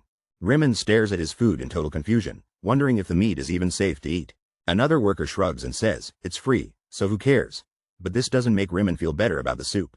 Around the table, everyone is grateful for a meal, even if it tastes like someone dumped the ocean in it. Rimmon walks away, telling the group to enjoy their questionable lunch like he has a better plan. As Rimmon heads through the camp, the team wonders if he's going to meet the priest again, and if they should start praying too. An inner voice rings out, you're never gonna be like him. Seriously, who invited the motivational poster? The camera shifts to the priest's tent, all decked out in dramatic blue and gold, looking fancier than a wedding cake. Inside, the priest greets Rimmon with a warm smile, saying, oh, Rimmon. Welcome. Hope Rimmon didn't bring that soup as an offering. Father Andreas is greeted and asked if he slept well, but his answer is as calm as a monk at a yoga retreat. The elder smiles, mentioning Andreas' late-night prayers and how cold it must have been, like using hotel AC in December. Andreas says he never feels cold in the embrace of God. Meanwhile, he trains at night like an anime protagonist. The older priest laughs and claims Andreas acts more priestly than himself, but at least he doesn't have to listen to confessions all day. A boy named Jean tells Father Andreas breakfast is ready, and there are enough carbs on the table to fuel a marathon. Father Andreas invites Andreas to join breakfast. Andreas sits, but admits eating isn't what he came for. The three hold hands, bowing their heads to pray before breakfast, turning a simple meal into a holy ritual. Andreas thanks the Lord for the meal and prays for strength to do good deeds, hoping the bread is as good as it smells. Father Andreas peeks from his prayer, watching the sincerity of those around him, maybe wondering if someone will bless the coffee. Light pours in as Andreas bows in deep prayer. A true believer, steadfast even in humble surroundings, faith glowing brighter than ever. The young warrior stands on a mountain of swords, knowing he'll have to fight endless battles, but someone must guide him through the chaos. An old man prays quietly, convinced that guiding this young fighter is the purpose given to him by fate, no pressure at all. The old man offers the warrior food, and the warrior accepts with gratitude, hunger winning over his nerves. Fresh bread and hot soup appear on the table. The young warrior's eyes light up. Finally, a real meal after all those battles. The priest leans in and starts talking about swordsmanship, but the bread thief is mid-bite and startled. Sitting together, the mentor tells him that not only has he noticed the young man's skills, so has Sir Joseph and even Sir Jaeger. The blonde warrior pauses, bread still in hand, curious and a bit worried. Oh? And that, the old man breaks into a smile, letting him know he's been recommended. No pressure, just your whole future. Looking nervous, the young warrior has told his mentor can't wait to see how he'll grow, probably not taller though. The mentor reveals the Bayezid family in the north wants him. Working for them is a massive upgrade, like swapping bronze for diamond. The blonde swordsman stares forward and says, "You have the right to that," looking pretty unsure about what's coming next. Snow falls gently over the woods as the swordsman thinks, this isn't good. Nature beautiful, his situation not so much. Kneeling with his sword, he realizes he was too obvious. We had no choice. My swordsmanship needs real experience. Just your casual snow day training, right? He suspects the real problem was being too close to the priest. I had to check. Next time, maybe check from a little farther away. He asks himself, are you finally certain that I'm not an evil being? That's what every totally innocent guy says while holding a sword. The priest stands glowing under sunlight. He's very reputable. Since he noticed nothing odd about you, I guess I'm certain now. Bladesman asks, should we run off? Maybe his sword skills will help everyone ignore the fake identity, because paperwork is just a side quest. He says, they'll find out I killed a mercenary stealing. Then I'll be charged with faking my identity too. Stress level medieval courtroom drama. Swordsman looks nervous as a voice accuses, you're quite the evil man. He protests, you're also an accomplice. Guess it's teamwork, one way or another. He decides, it'll be better to run. Self-defense only works with witnesses. Plan locked. We'll run away tonight. With Gerda, we might even score a fake plaque. Our blonde hero grips his sword, realizing things are about to get tricky. Yeah, this looks like trouble brewing in the snowy mountains. He senses footsteps crunching in the snow. Someone's coming, and it's no rookie. That silhouette screams boss-level knight. The blonde knight whips around, sword ready, eyes blazing. He's prepared for whoever dares show up. Suddenly, an armored man with an eye patch appears. He looks like he's here for business, or maybe just lost the eye patch store. Blonde hero stays cool but nervous, clutching his sword as the tension rises between these two warriors. The eye patch knight thinks to himself, shocked our hero noticed him. This kid's skills must be next level. The eye patch knight breaks the silence, saying, Sir Joseph wishes to see you. Yeah, that never means something good, right? Our hero regrets hesitating. Maybe if he'd sprinted off, he could have avoided this awkward medieval showdown. Trying to stay calm, the blonde knight puts on his best poker face, just like hiding a bad hand from grandma at family game night. The two finally talk, and the truth drops. The hero knew this was coming thanks to his dad, but didn't expect the knight so soon. The bearded knight seems impressed, thinking it's wild this young kid isn't afraid of him at all. The knight tells the kid to follow him, making it sound like the next challenge is about to start. The blonde kid hesitates, watching the knight walk away deeper into the snowy woods. The kid considers running, but a voice in his head warns him not to even try it. The warning gets intense. This knight could take him out before he even moves 3 steps. The blonde kid mutters in frustration, realizing escape isn't an option and he'll just have to go along. They reach a snowy tent with a huge blue banner. I'd say this place looks more official than a DMV. Inside, a dark-haired man with a book finally greets them, and you know something big is coming. The blonde kid bows and says it's an honor to meet Sir Joseph, with the knight quietly watching beside him. Sir Joseph asks if work is going well. The blonde kid responds that everyone appreciates his consideration, trying to sound like the best intern ever. The mysterious man guesses Rimmon is the son of a fallen noble family thanks to his blonde hair and blue eyes. Rimmon bows his head and confirms his name, but there's a weight behind his answer. A hand clutches a book, apologizing about not mentioning something important sooner. Out of nowhere, a tough-looking guy slaps Rimmon hard, raising the tension in the room. Rimmon glares back, blue eyes shining, almost ready to explode at the man with the eye patch. The first man declares that he absolutely can't stand liars, and things suddenly feel a bit dramatic. Rimmon wipes blood from his mouth and reveals his true name, Vlad of Sora. The nobleman realizes Vlad already knows all about his origins, and drops a bombshell. nobody can figure out who his dad is. The nobleman leans in, his eyes glowing, and asks if Vlad knows who his father is. Vlad smirks, calling it a real comedian move to ask the son of an unmarried woman about his dad. Talk about an awkward family reunion. Out of nowhere, the dark-haired warrior blindsides the blonde kid with ice magic and a brutal hit, leaving everyone in total shock. The blonde kid is on his knees, groaning in pain, while the armored guy stands tall, holding a metal rod like he's the referee here. The black-bearded man leans in, glaring, and tells the blonde kid, "Remember your manners, kid." The blonde just stares back, speechless. Someone saunters in, saying there's no need for apologies, then jokes about how the whole thing was actually kind of funny. A cloaked figure towers over the blonde, accusing him of running from Sora, and says they already know exactly why he's here. The mysterious leader locks eyes with the blonde, demanding, "Where'd you learn to wield the sword?" Like he's a judge on MasterChef. The blonde kid stays silent, sweat dripping as his eyes glow blue, determined not to give away any secrets at all. The interrogator narrows his eyes, muttering that those intense blue eyes are definitely hiding way too much trouble. Suddenly, the bearded warrior draws his sword right over the kneeling blonde, shocking everyone. Plot twist time. The blonde's lips tighten. He's holding something back, maybe a smirk, or just wishing he was on a game show instead. This guy says he had a teacher who entered his life like a bolt of lightning and vanished just as fast. The handsome stranger learns the teacher never revealed his name, but left behind a mysterious lesson. We get a glimpse of this epic, muscular teacher basking in crackling blue light, looking totally legendary. The blonde hero reveals there's a secret for winning alone, but he's sworn to never share it. The dark-haired man studies him intently, then suddenly apologizes for being rough and actually looks impressed. Blondie wonders if his dramatic story really did the trick. Can you imagine if job interviews went like this? The dark-haired man confesses he's in a jam, ready to make the blonde hero an offer he can't refuse. Vlad from Sora. Looks like someone's about to get an exclusive invitation, not just free pizza. Vlad reaches out, asking if the hero craves a shot at a higher place, mysterious and almost villainous. Vlad spells it out: power, freedom, survival, maybe even knighthood. The blonde hero considers if this is what he's been waiting for. Joseph Bayezid steps forward in a glowing hall, offering his support to a determined hero kneeling beneath a banner. Two swords clash with insane speed, the tension in the air is electric. This isn't a training session, this is a real test. The white-haired fighter lunges, meeting the armor-clad opponent's attack. Swords are flying, and it's anyone's guess who'll come out on top.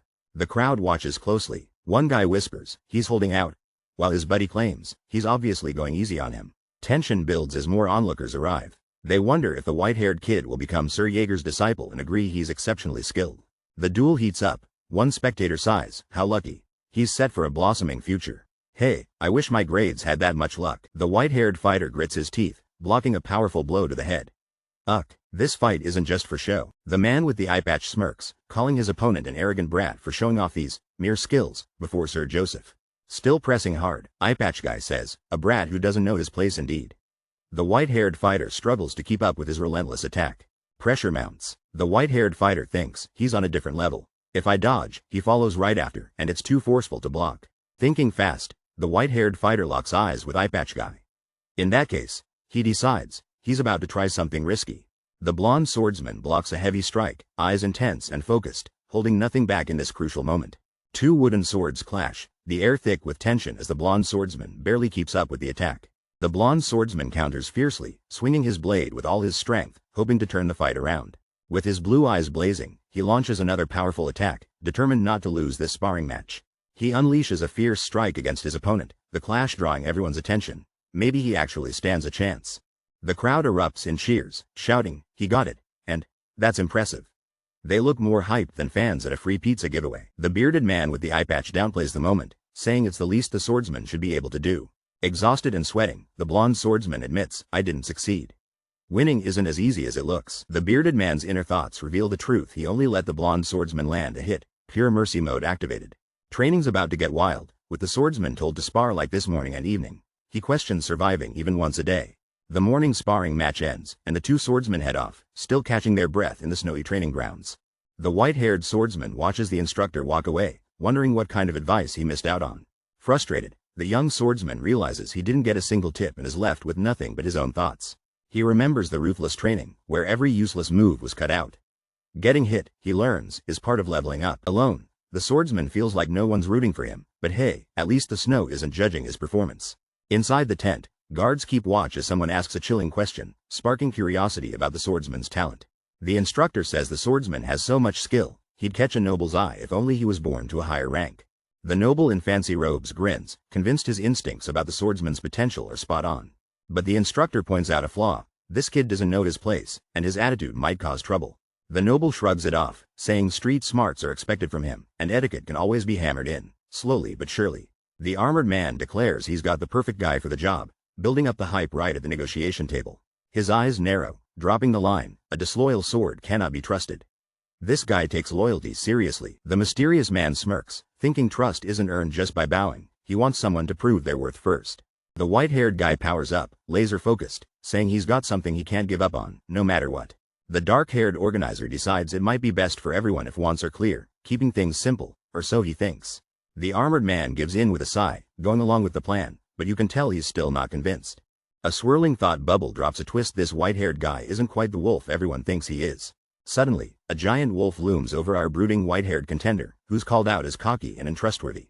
The planner warns not to rush, hinting they'll need a massive cage for whatever wild energy the new guy brings. Evil genius mode. He wants that cage so huge, the wolf won't even notice he's trapped. It'll feel just like freedom. Just like my last diet. The forest looks freezing, foggy and mysterious, definitely not where you'd want to get lost at night. This guard is shivering like crazy, totally regretting his Winter Wonderland assignment. He wonders why Vlad's serving Sir Jaeger now, and wishes he'd made a better first impression. As he warms up by the fire, he dreams of being promoted and escaping outdoor duties forever. Suddenly, his captain strides up and asks if anything unusual has happened on watch. The guard freaks out a little and insists everything's normal. The captain tells him to stay focused. Yes, sir, we've got this under control. The guard says, but you can tell he's barely holding it together. As the captain walks away, the guard watches jealously, wishing he had a warmer job. That armor probably blocks the Wi-Fi too. He mutters to himself that the security is so tight, nothing can get past them, not even a needle. The guard relaxes against a tree, already thinking about sneaking in a quick nap by the fire. The scout clutches his spear, deep in thought as the sun sets, ready for anything, or at least he hopes. Suddenly, he's startled by a voice asking, "What are you doing here?" He can't believe someone else stuck around this late. Confused, the scout hears talk about looking for a kid. He secretly wonders, who is he talking to out here? He squints into the snow and finally sees a mysterious silhouette. "Looks like you're just a crazy woman," he mutters. The scout's mind is spinning. He hears the word, "kid," out loud. What is this? Why did he stop talking? Anxiety hits. The scout's face tightens. He's not sure if this is getting spooky or if he just missed breakfast. The scout paces around the fire, following strange footprints in the snow, determined to figure out what's happening. His eyes widen in shock as he spots something unusual. Mr. Beast would have definitely clicked subscribe to this mystery. Someone else is sneaking off, and the scout questions, where's he going all of a sudden? That's not the way to the camp. He spins around, confused and tense. Something out here definitely isn't normal, and he's not leaving until he finds out.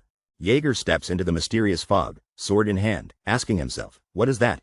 As dark shadows swirl around him, Jaeger's eyes go wide in shock, realizing something terrifying is heading straight for him in the eerie darkness. A monstrous, ghostly face explodes out of the shadows, streaked in purple lightning, trying to scare the pants off Jaeger. Meanwhile, Rimmon clutches his side with a wooden sword, groaning, my body, would it hurt you to go easy on me? Rimmon trudges through the snow, thinking how sparring with Jaeger is like winning the lottery for knights, except it hurts just as much. Rimmon suspects Jaeger didn't want to train him, just beat him up. Turns out motivation comes with bruises included. Rimmon stands still, silently pouting to himself, and admits, that's kinda upsetting.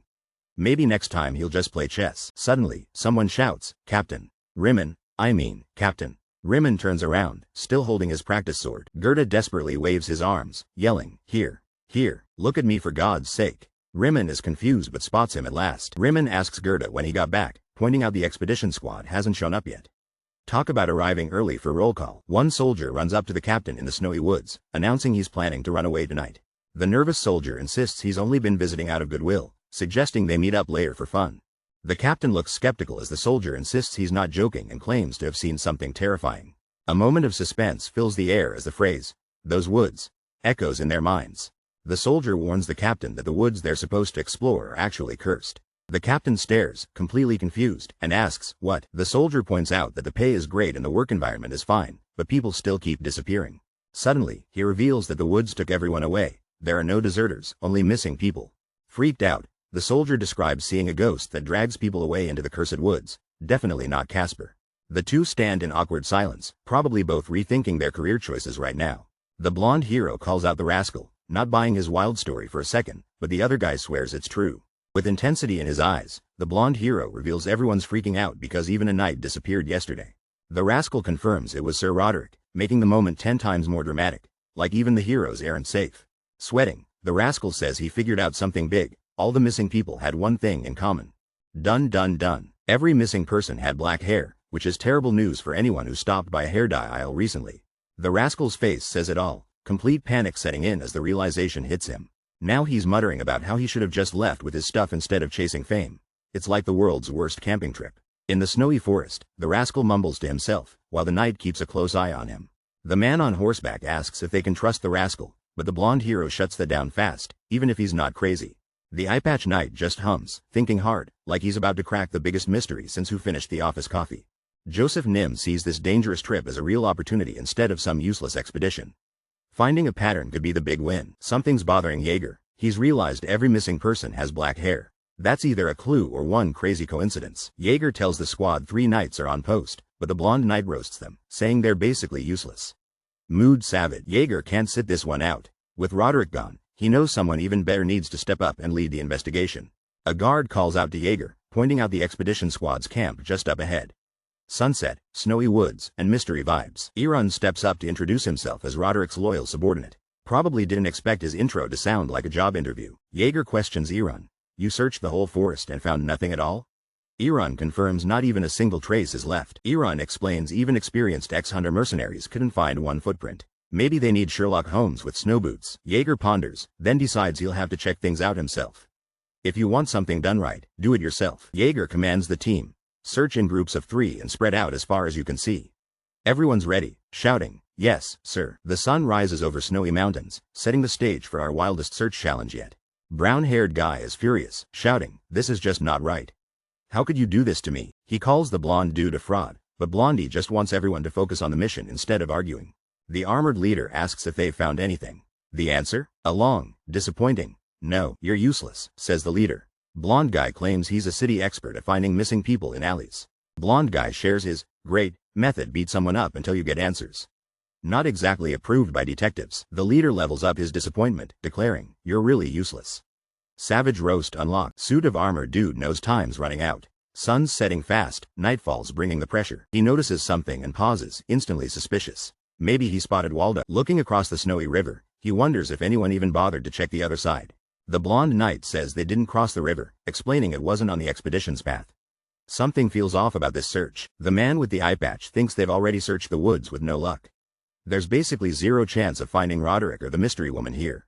Eye patch dude steps up, telling his team to gather the mercenaries. They're crossing the river no matter what. The search is about to level up. One soldier gives the loudest whistle ever, probably waking up every bird within a mile. Getting everyone's attention is a skill. The river isn't frozen solid, and stepping on it sounds risky. This is not the time for ice skating unless you secretly want a cold bath. Winter's over, the eye-patched man says. The ice isn't perfect, but it's workable. The blonde knight figures splitting up could make crossing safer. Soldiers show up, asking if the scout found anyone. He says nope, he called them together for another reason. Jaeger takes charge, dividing everyone into 3 groups to cross the river and expand the search. Yes, Sir Jaeger, echoes across the group. The soldiers charge onto the ice, weapons at the ready, hoping it can hold their weight. The look on some faces says they're definitely not fans of swimming. One soldier groans as the blonde knight asks what's wrong. Let's just say nobody wants to be the first to test how cold the river really is. Brown cloak guy pauses, sensing something's off, and announces he has a bad feeling about what's coming next. The blonde captain calls out the brown cloak for being scared, but the guy admits it. He's not a hero, just human. Brown cloak guy insists his survival instinct is top-notch, and right now, it's screaming at him to stay away. He shouts to the group to not cross the river, but everyone's heading straight for the icy danger. The blonde captain admits he's sure of something, but it's not intuition. The suspense is unreal. With icy blue eyes, the captain warns that running now will only make things way worse for brown cloak guy. Cloak guy goes wide-eyed as the captain threatens that even he would take out anyone trying to escape now. Blonde captain shuts down the complaints and orders him to follow. Crossing the river is his best shot at surviving. Brown cloak guy nervously shuffles across the ice, still convinced this is the worst possible idea. Like bringing a spoon to a sword fight, he totally panics, asks if the ice could break, and captain just flatly says yes, threatening to personally toss him in if he won't quit whining. The exhausted guy drops to his knees on the ice, clutching a spear, gasping, I can't. It's about to go down. The blonde warrior yells, get up, will you? We're the only ones left behind. The pressure is insane right now. As the blonde tries to leave, the exhausted guy freaks out and lets out a scream that would terrify even my editor. The blonde just looks so done, like he can't believe this is happening.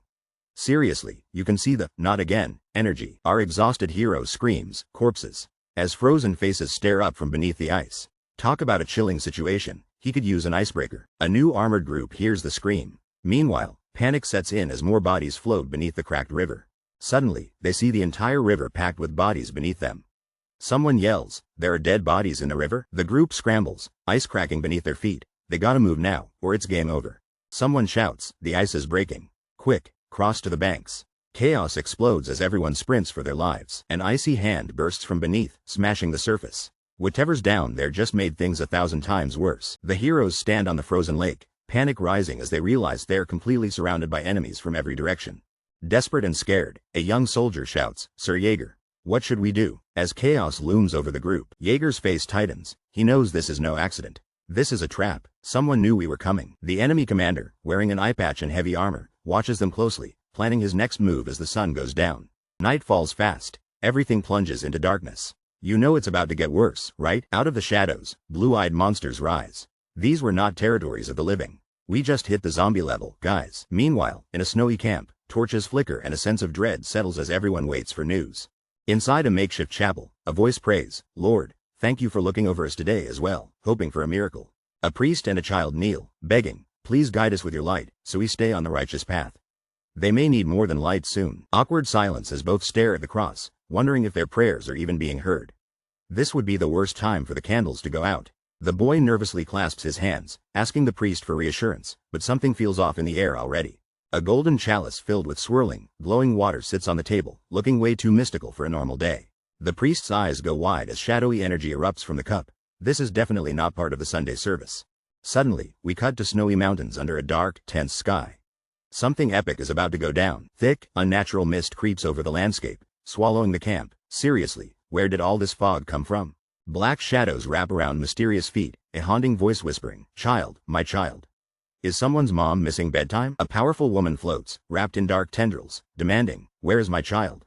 Those PTA meetings must be intense. The same woman repeats her demand, darkness swirling stronger, like the ultimate, "Where's my kid?" energy ever seen. Out of nowhere, a possessed man charges with glowing blue eyes, screaming like he just found out there's no Wi-Fi. A terrified soldier flails, calling for his captain, because when shadow monsters attack, it's definitely above his pay grade. The leader zombie screams, its glowing eyes wide with rage, ready to attack with unstoppable fury. Suddenly, the silver-haired hero slashes down, cutting through the zombie's deadly assault before it can reach him. The hero braces himself, blue eyes burning with determination as he faces the incoming threat. A frenzied horde of zombies charges, but the hero dodges lightning fast, showing off his epic skills. In a wild spin, the hero's sword carves a glowing arc through the zombies, scattering the crowd like bowling pins. Another survivor screams in panic, tossing zombie arms away like he's playing a really gross game of hot potato. The desperate survivor begs the hero for help, but the hero yells back, "Grab a spear or get eaten for breakfast." The hero fights panic, reminding himself not to mess this up. He must choose the right escape or risk it all. The hero scans his path, blocked by zombies, wondering if Sir Jaeger is still out there or already zombie chow. Sir Jaeger stands his ground, slicing through the undead swarm with a sword, looking way cooler than a knight at a foam party. The one-eyed warrior charges in, determination in his eyes, sweat rolling down as he braces for battle. All around him, blue-eyed monsters attack, grabbing and screaming, while his allies scream for their lives. Gritting his teeth, the warrior thinks, "Damn it, there's no end to this," and prepares for the next wave. Sword drawn, he realizes this was all a trap. Whoever planned this is definitely aiming for me. Suddenly, the warrior's eye patch glows with a strange, green energy as power surges through him. There's no time to hesitate, he shouts, unleashing a massive burst of green light from his sword. A horde of monsters charges at him, but now he's covered in a swirling green aura, ready to stand his ground. The eye patch lights up even brighter as he focuses, looking so intense even his beard feels threatened. An enraged monster leaps at him, claws out, its glowing blue eyes locked on the warrior. Two monsters snarl and prepare to attack, faces twisted with fury, but the glowing sword waits to meet them. An intense clash with blazing green and white energy throws the battlefield into chaos, making everyone scramble for their lives. The soldiers get pumped as they rally together, shouting that Sir Jaeger is here to save the day. A dark, shadowy hand tries to grab a determined knight, but he's ready to push through the darkness. Sir Jaeger shouts with fury, demanding Vlad of Sora to fulfill his end of the bargain right now. Out of nowhere, a blonde knight leaps in and takes down an opponent, surprising everyone with his speed. The blonde knight yells for Sir Jaeger, desperately asking what he should do as the battlefield spins out of control. Sir Jaeger commands the team to fall back and protect Joseph, telling them to hold their ground no matter what. The blonde knight snaps to attention, responding instantly to Sir Jaeger's intense orders with a determined, "Yes, sir." Charging into action, the blonde knight shouts for Gerda to follow, while a teammate struggles to keep up, probably wishing for better cardio. Sir Jaeger looks to the sky, praying that his friends survive and safely get Joseph out. No pressure or anything. Chaos erupts as mysterious figures attack. A shadowy hero steps in while the crowd screams in pain. The bearded warrior readies his glowing sword, realizing something is very wrong. Catching his breath, the hero apologizes for being late to the scene. The menacing leader calls out Roderick, his eyes glowing, with a zombie-like squad behind him. The knight is calm outside the tents, totally unaware that chaos is erupting just a short walk away. Inside, a nobleman is deep in thought at his desk, quietly reading by candlelight. Suddenly, shouts and panic break the silence, but the nobleman barely lifts an eyebrow. More screams erupt, and the nobleman finally looks up, confused. Is this another Monday or an actual invasion? An armored messenger bursts inside, yelling for Joseph and clearly not ready for this level of drama. Joseph questions Vorden about the racket, and Vorden stutters, struggling to explain the mess outside. The dark-haired leader grills his mustached knight, wondering if he rushed in without checking if it was safe first. The knight stutters, insisting he only wanted to protect the leader, sweat pouring down his face like he ran a marathon. The leader loses it, yelling, demanding to know why the knight didn't even bring a sword for protection. The knight panics, realizing he forgot his weapon, looking like a guy who brought a spoon to a knife fight. Glaring, the leader taunts the knight, saying he's lucky. If someone else were in charge, he'd be in serious trouble right now. The mustached knight practically begs for mercy, looking like he's about to cry in front of everyone. Suddenly, a group bursts in, calling out for Joseph, making this awkward scene even more dramatic. The leader greets Andreas, trying to switch gears and asking if he knows what's going on. Andreas dramatically opens a book, declaring it's evil and showing a Bible written with holy ink, upping the mystery. The leader's eyes go wide with shock. Plot twist, faces like that belong in every thumbnail. The writing on the page shakes wildly. This artifact is seriously dangerous, like holding a bomb about to blow up. The old priest stares nervously at the black-haired man. Is there any way to stop it? I'm not an exorcist. The priest promises to use all his divine power but admits he might not be much help against such an evil force. The dark-haired leader realizes none of his remaining knights have world-creating power. Looks like they've got limited resources this round. He glances at his crew. The knights look more nervous than a cat at bath time, but they're all he's got.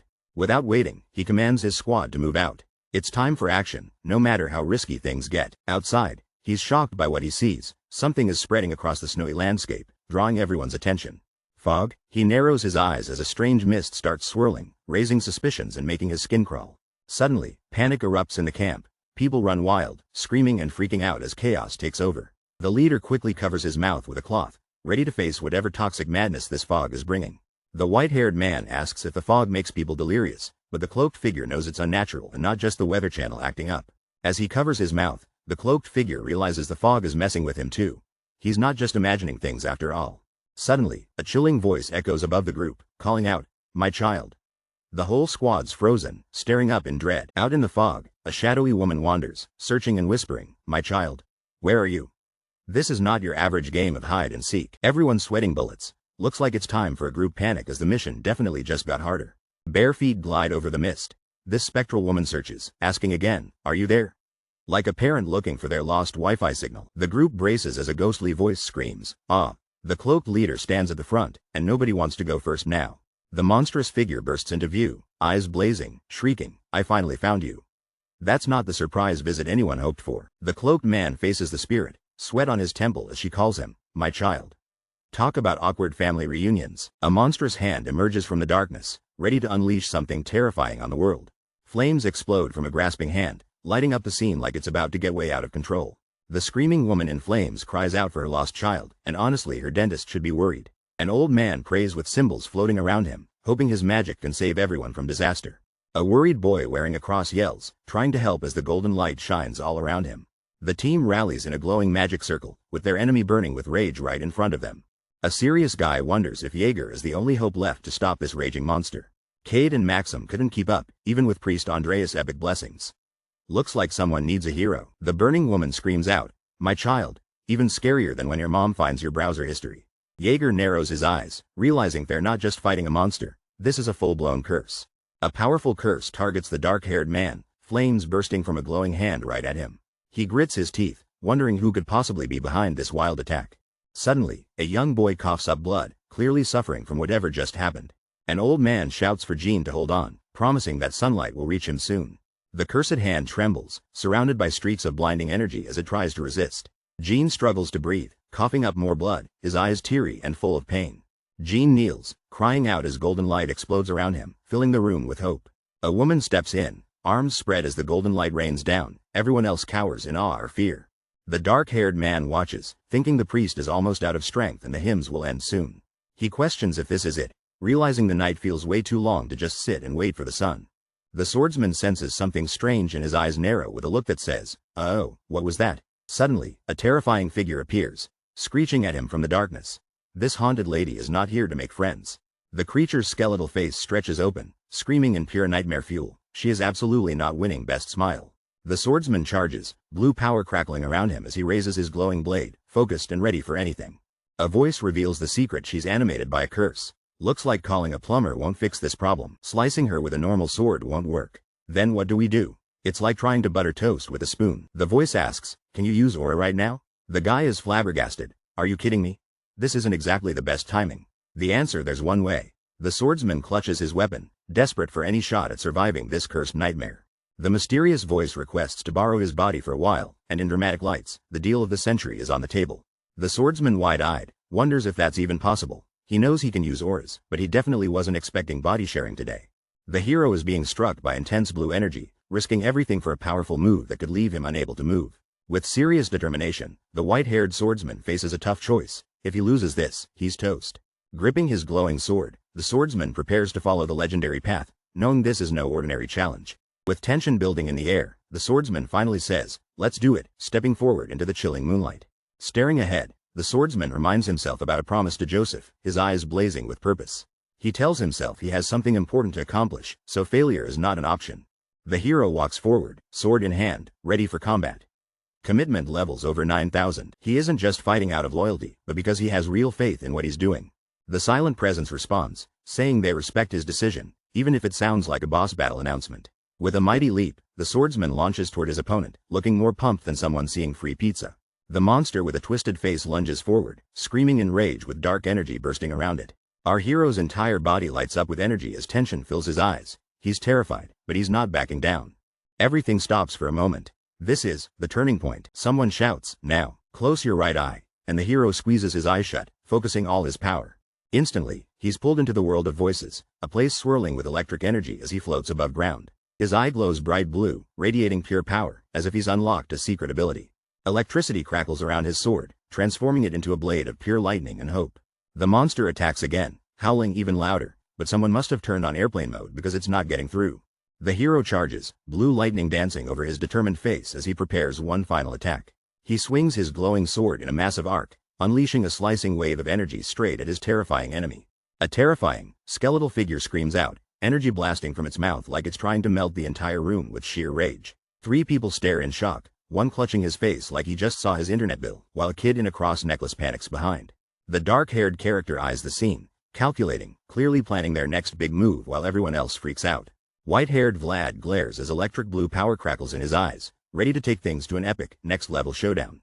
Vlad collapses to his knees, pain overwhelming him as he screams out, refusing to give up no matter what hits him. The air sizzles as Vlad throws his head back, lightning surging around him, unleashing a roar that would make Thor jealous. The dark-haired character shouts Vlad, desperately, realizing their friend is in serious trouble and the stakes just hit the roof. Vlad's body twists in agony, energy crackling everywhere, pushing himself way past human limits for a shot at victory. The dark-haired ally reflects, that was definitely aura. No clue how Vlad pulled it off, but he's paying a massive price for it. An eerie hand stretches out, shadows swirling, a haunting voice whispers, "My child," and suddenly things get way creepier. Out of nowhere, a terrifying ghost charges at Vlad, knocking him straight to the ground as panic erupts in the air. Joseph rushes in, yelling at everyone not to stop the hymns, because hey, nothing says safety like chanting.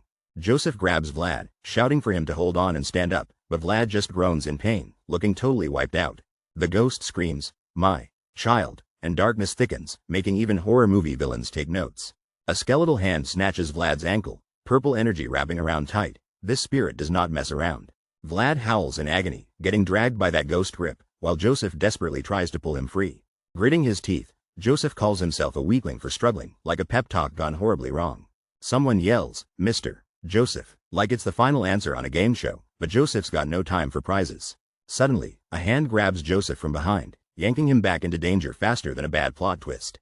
The mustache guy apologizes dramatically. Apparently, even in a ghost attack, this man respects his manners. People are being thrown through the air as a battle erupts under a night sky, and everyone looks absolutely shocked by the chaos. Suddenly a woman lets out a terrifying scream, her face twisted with rage as darkness and purple energy explode behind her. An old man watches as two fighters crash down behind him, but he seems way too chill for the situation. The tired guy thanks Mr. Joseph for having his back, sharing that this is the first time he's felt supported in a fight. Someone struggles to their knees, gripping a sword for support, clearly still hurting from the intense battle. The young man turns to the old priest and asks, Father, please bless my sword, desperate for any help he can get. Sweat drips down as the determined hero says, we must send that woman off. He is not about to let her win. Blood stains a gripping hand as the sword is raised again, a last stand with everything on the line. This is more intense than my last math test. The old priest holds out the sword and says, it is a firm blessing, giving the weapon some sacred upgrade energy. He hesitates for a moment, then quietly agrees, okay, showing even the calmest hero can have doubts. A gloved hand pulls a bloody sword from someone, while a weak voice says, thank you, making things instantly tense. The blonde swordsman stands tall as shocked bystanders look on, clearly shaken by what just happened. The swordsman stares down at a terrified woman on the ground, his sword glowing with blue light in the moonlight. The desperate woman screams, please, find my child, her face twisted with pain and dread. The swordsman remembers her words, his expression turning serious. He knows he can't just walk away. He suddenly recalls her horrifying, monstrous face, realizing there's more to her story than just fear. Turns out, women were imprisoned in total darkness with zero Wi-Fi. Honestly, that's even scarier than my last camping trip. Mothers wail, my child, as they grip the cold metal bars, voices echoing in the darkness. Young kids lie on the freezing stone floor, barely covered, highlighting just how grim this prison really is. A trembling hand reaches for the children, begging, please, give my child back to me. Deep inside the terrifying memories of this woman, something truly shocking is about to be revealed. She cried out in agony as her child froze right in front of her eyes. This is as dramatic as it gets. A mysterious man steps in, glowing with power, whispering, rest in peace, like he's narrating a fantasy movie. Tears stream down her face as she asks, where are you? The pain and confusion are impossible to ignore. The white-haired man grips his glowing sword, ready for something epic. It looks like he's about to end the suffering. The woman's face turns cold and still, a final tear falling. She's finally at peace, or so it seems. As the sun rises over snowy mountains, the man kneels beside her grave, whispering, my child? Emotional damage unlocked. Suddenly, darkness spreads, filling the scene with a creepy purple haze. Someone's about to drop a villainous mixtape. A hooded figure appears, summoning mysterious energy above a strange box. This is not your average unboxing video. With a sinister smile, the hooded villain seems way too happy.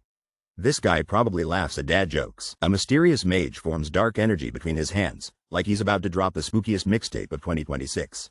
The masked villain senses something change and realizes the evil thoughts have completely stopped. In the snowy night, the cloaked villain panics, wondering who could have taken down their dark creature.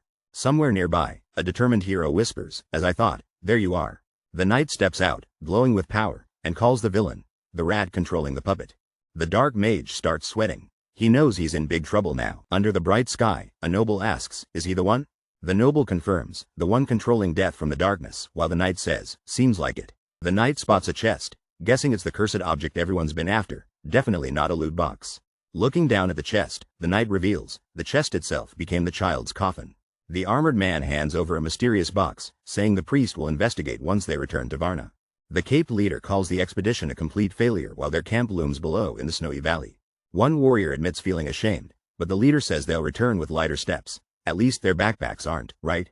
The man with the fur cloak hints that he's found someone worthy to replace him as the sword. Lightning crackles around a young swordsman. The leader claims this boy will outshine everyone as a swordsman. The blonde swordsman wakes up, shocked to learn he was knocked out for 3 days straight. Sitting on his bed with his sword, he's warned to be more careful. The recoil nearly wiped him out. The swordsman is relieved, thinking they'd head home immediately, but apparently the team waited for him, like when you oversleep and everyone's outside.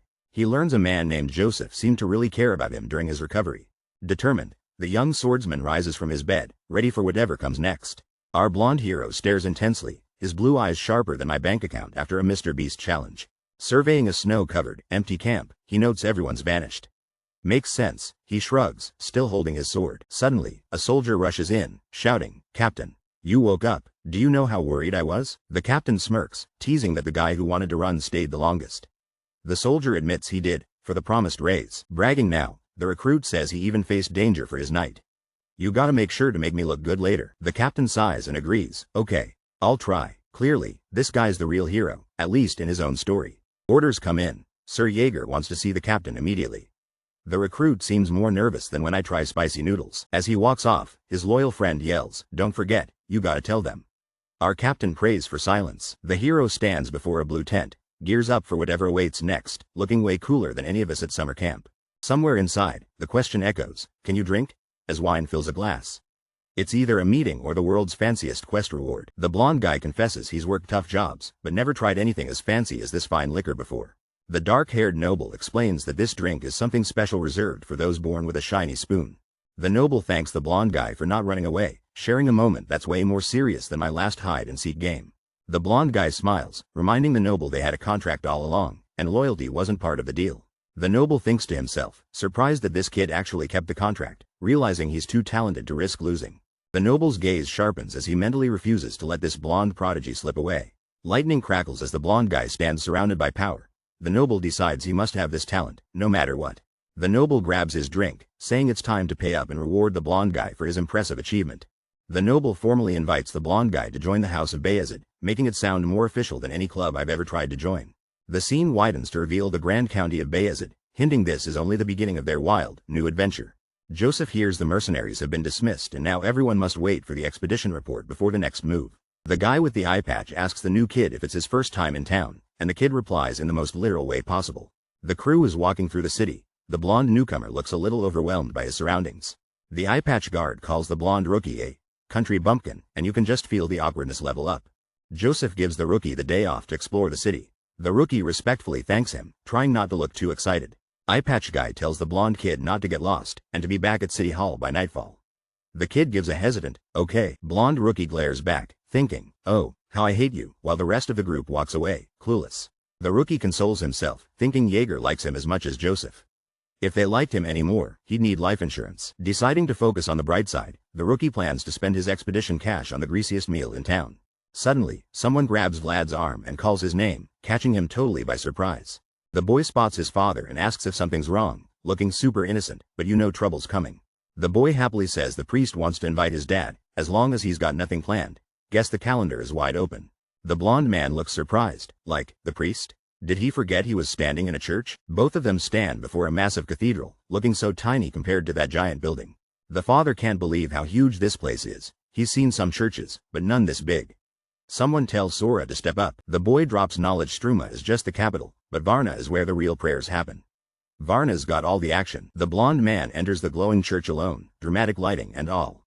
This dude knows how to make an entrance. He's blown away, mouth open, awestruck by how amazing the inside looks, like, truly shocked into silence. The blonde man stands before the craziest, most epic altar of all time, with enough gold to make even Scrooge McDuck jealous. He suddenly realizes, despite having a name about praying, he's never actually done it. Talk about ironic branding. Vlad's feeling guilty, like he just broke the world's biggest rule and is waiting to get caught. Suddenly, the priest appears, apologizing for being late, and Vlad's got that awkward, waiting for the teacher vibe.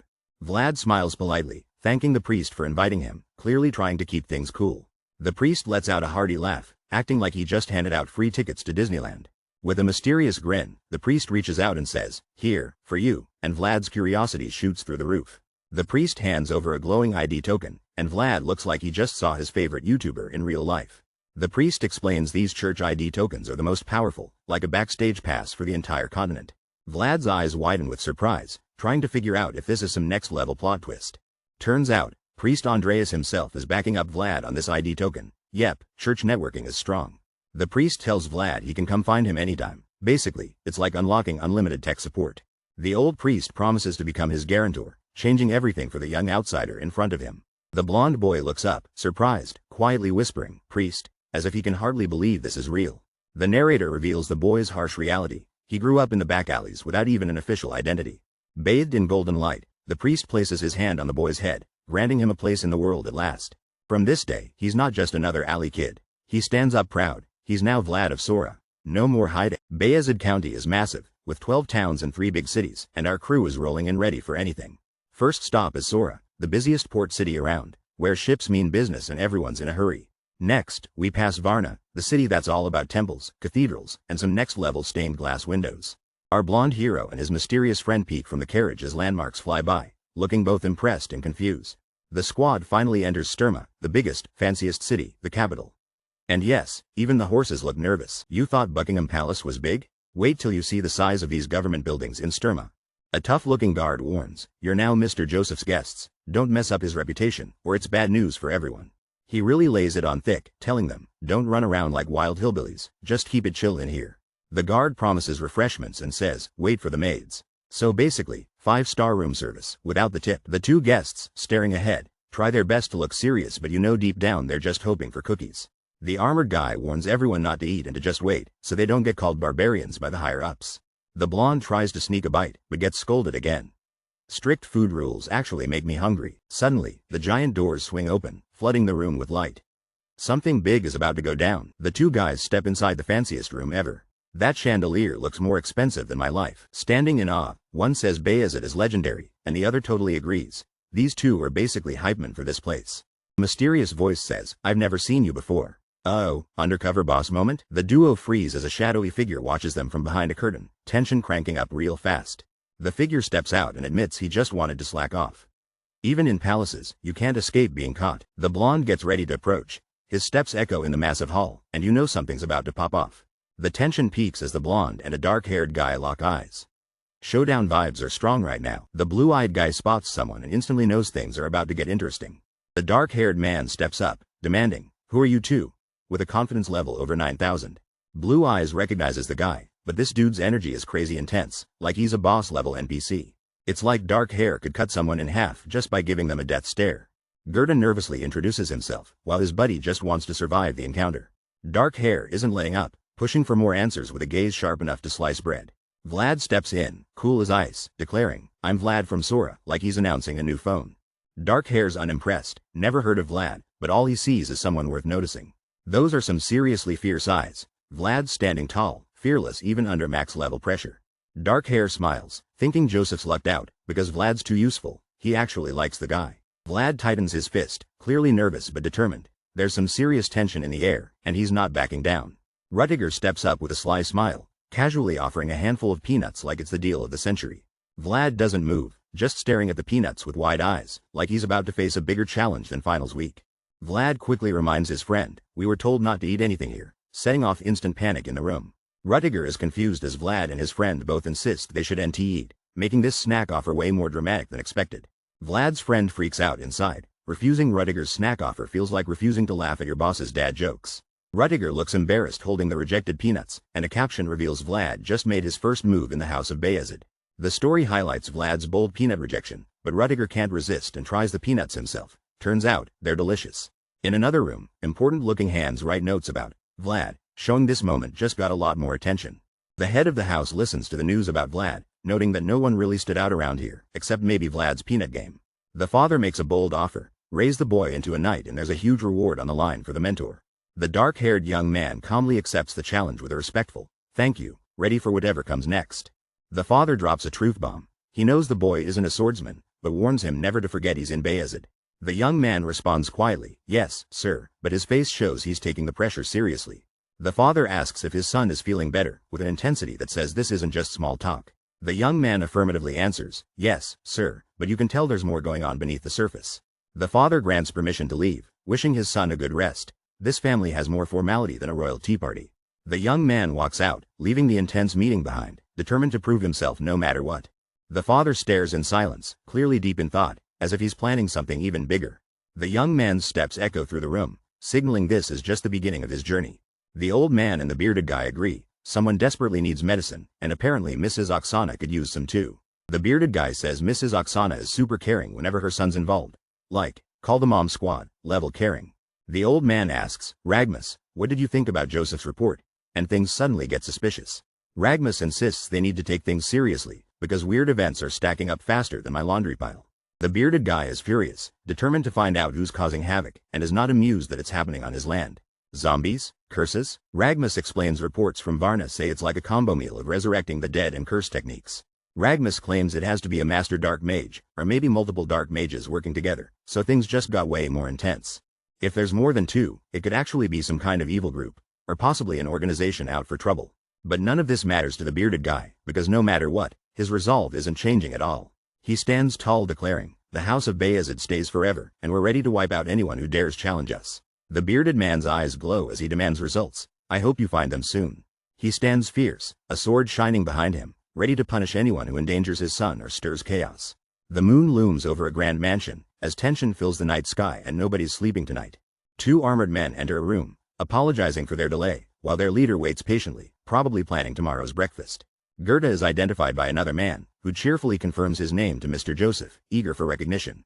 Mr. Joseph promises a reward discussion tomorrow, but Gerda's stomach is already filing a complaint. Gerda bows out quietly, accepting the delay, while his friends hang back, looking ready for a nap.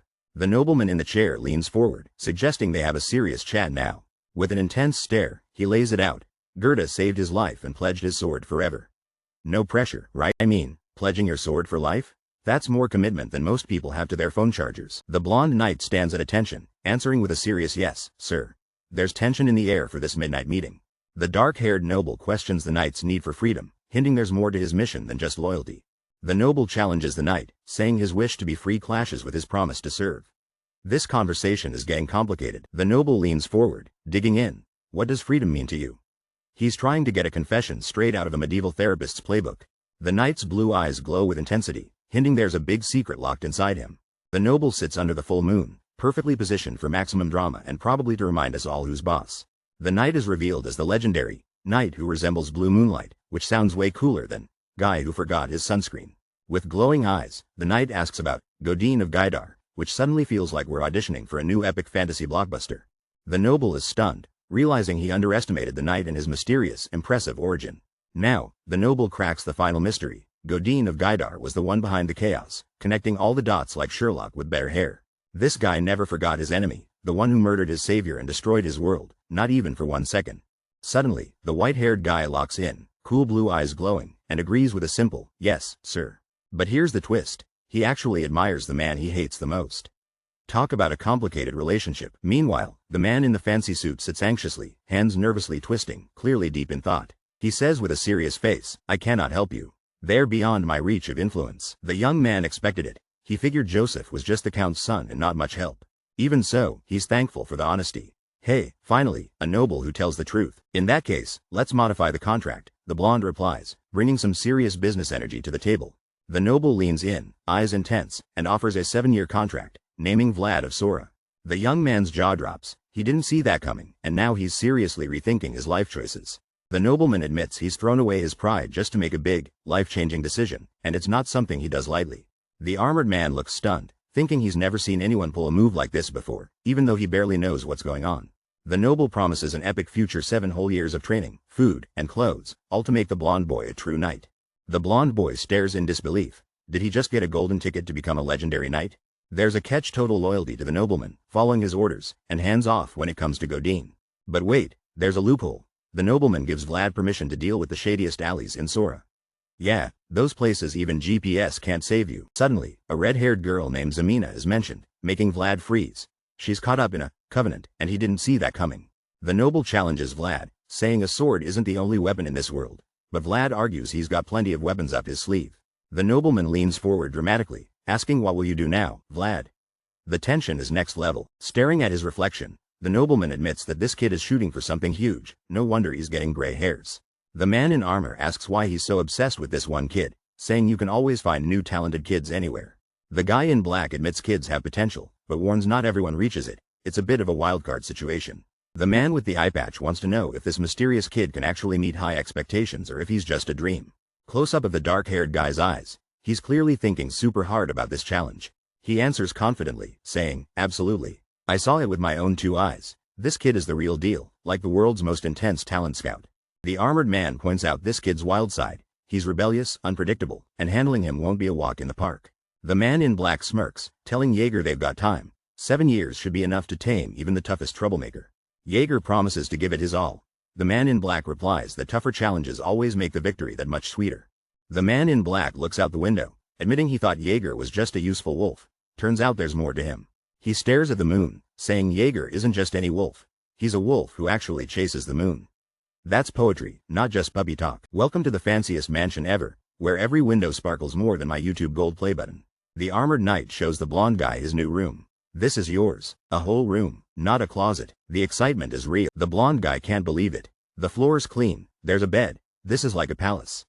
First time with furniture, huh? The knight remembers. Oh yeah, you're from the back alleys. Most servants can't even handle this. But you seem fine. Just don't mess up and you'll be fine, the knight warns. Zero pressure, right? No one likes mistakes in this palace. The blonde guy stresses out. Should I have accepted those peanuts from Mr. Rudiger? Guys, don't reject free snacks. Whatever. You never really listen to me anyway, the knight says, clearly used to being ignored more than my last tweet. Orders time. The knight calls for extra training after eating. Meet me at the grounds. We're sparring morning and evening, non-stop. Suddenly, the knight gets a serious look. Something's up. Is another challenge about to drop? A regal lady shows up with her squad, calling out, Jaeger, my faithful knight. Things just went from YouTube challenge to royal command. The knight tells the blonde boy that Lady Oksana, Mr. Joseph's mother, must be greeted with the highest respect. Both bow deeply to Lady Oksana, who stands in a grand hall, and offer their morning greetings. Lady Oksana immediately asks if the blonde boy is the child everyone's been talking about. The knight confirms, saying Mr. Joseph personally brought the boy in, trying to make a good impression.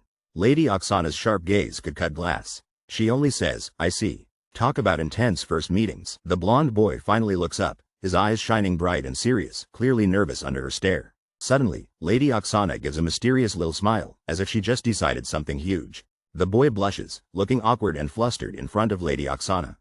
It's like meeting your boss's mom at Thanksgiving. Lady Oksana thanks the boy for saving her son from danger, finally showing some warmth. The blonde boy, now totally embarrassed, says he merely fulfilled his duty, trying to play it cool but failing hard.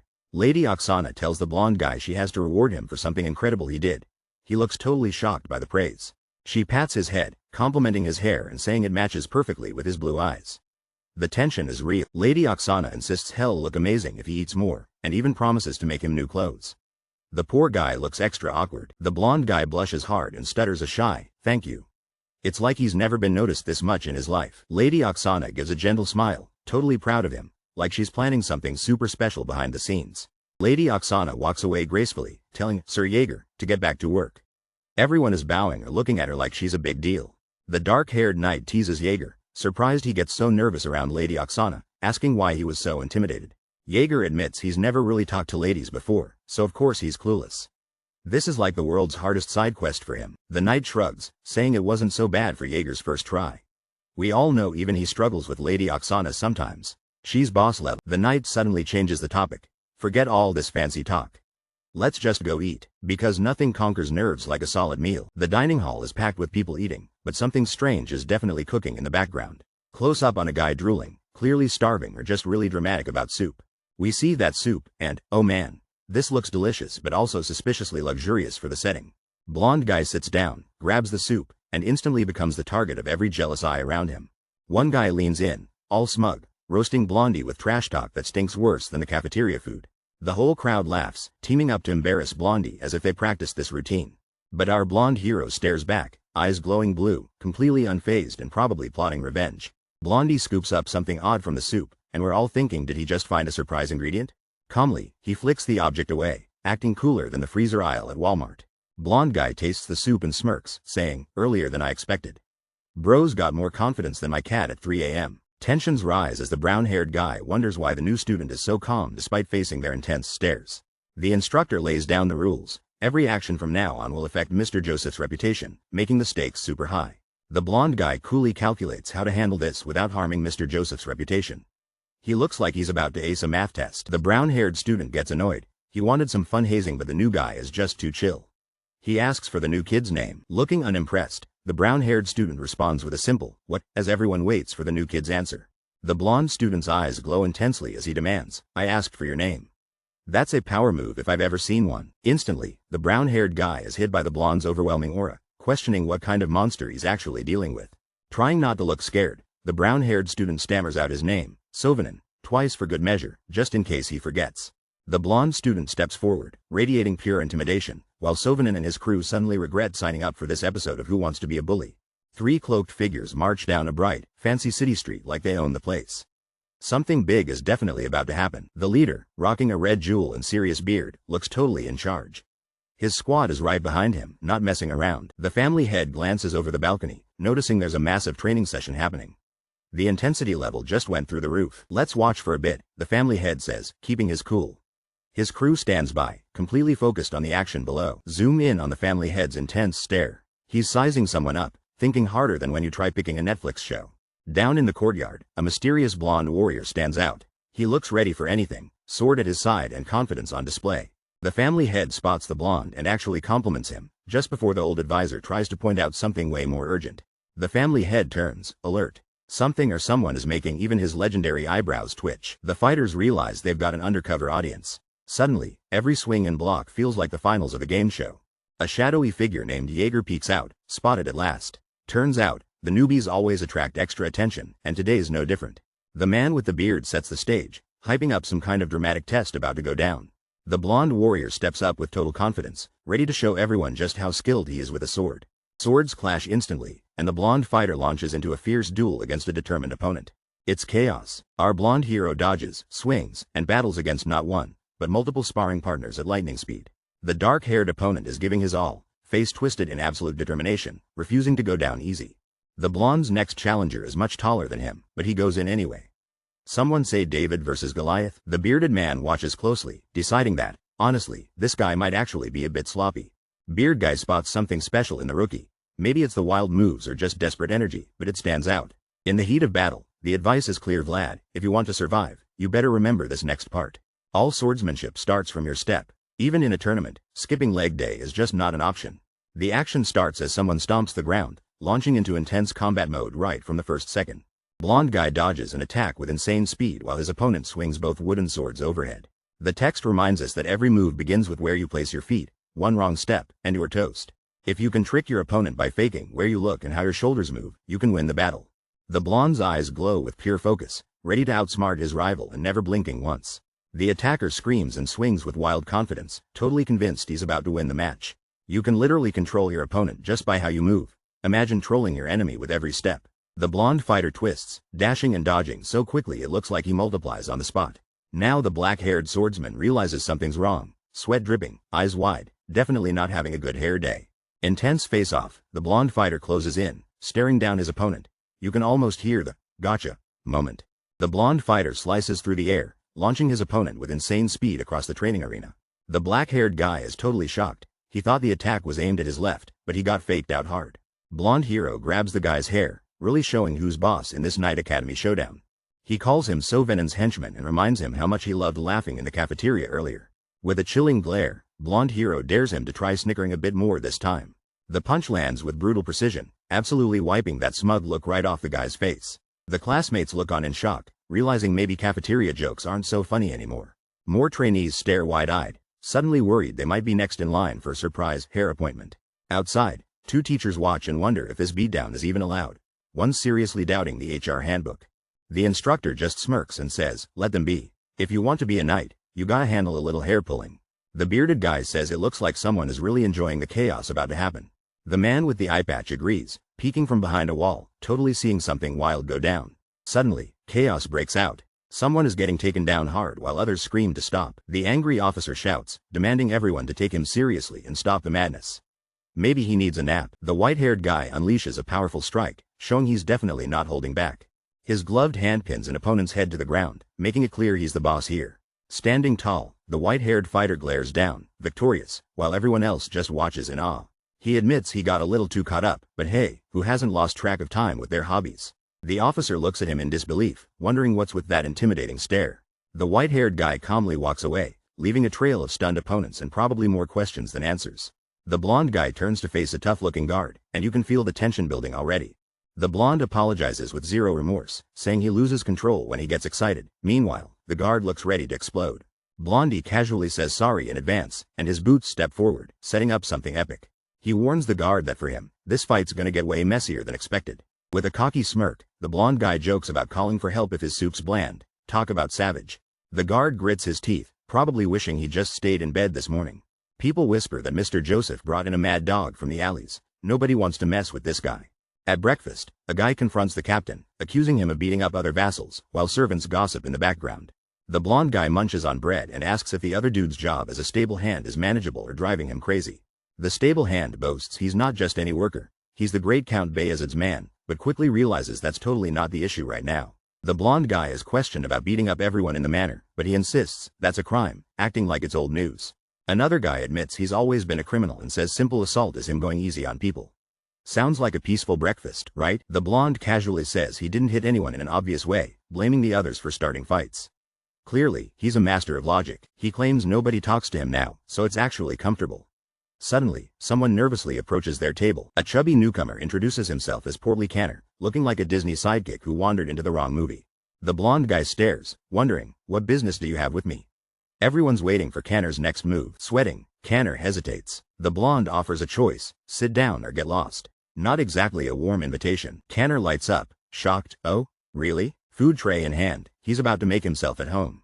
Canner thanks the blonde for telling him to sit, but the blonde silently regrets not being more clear. Social cues are tough. Canner opens up, confessing he's been eating alone, even in the bathroom.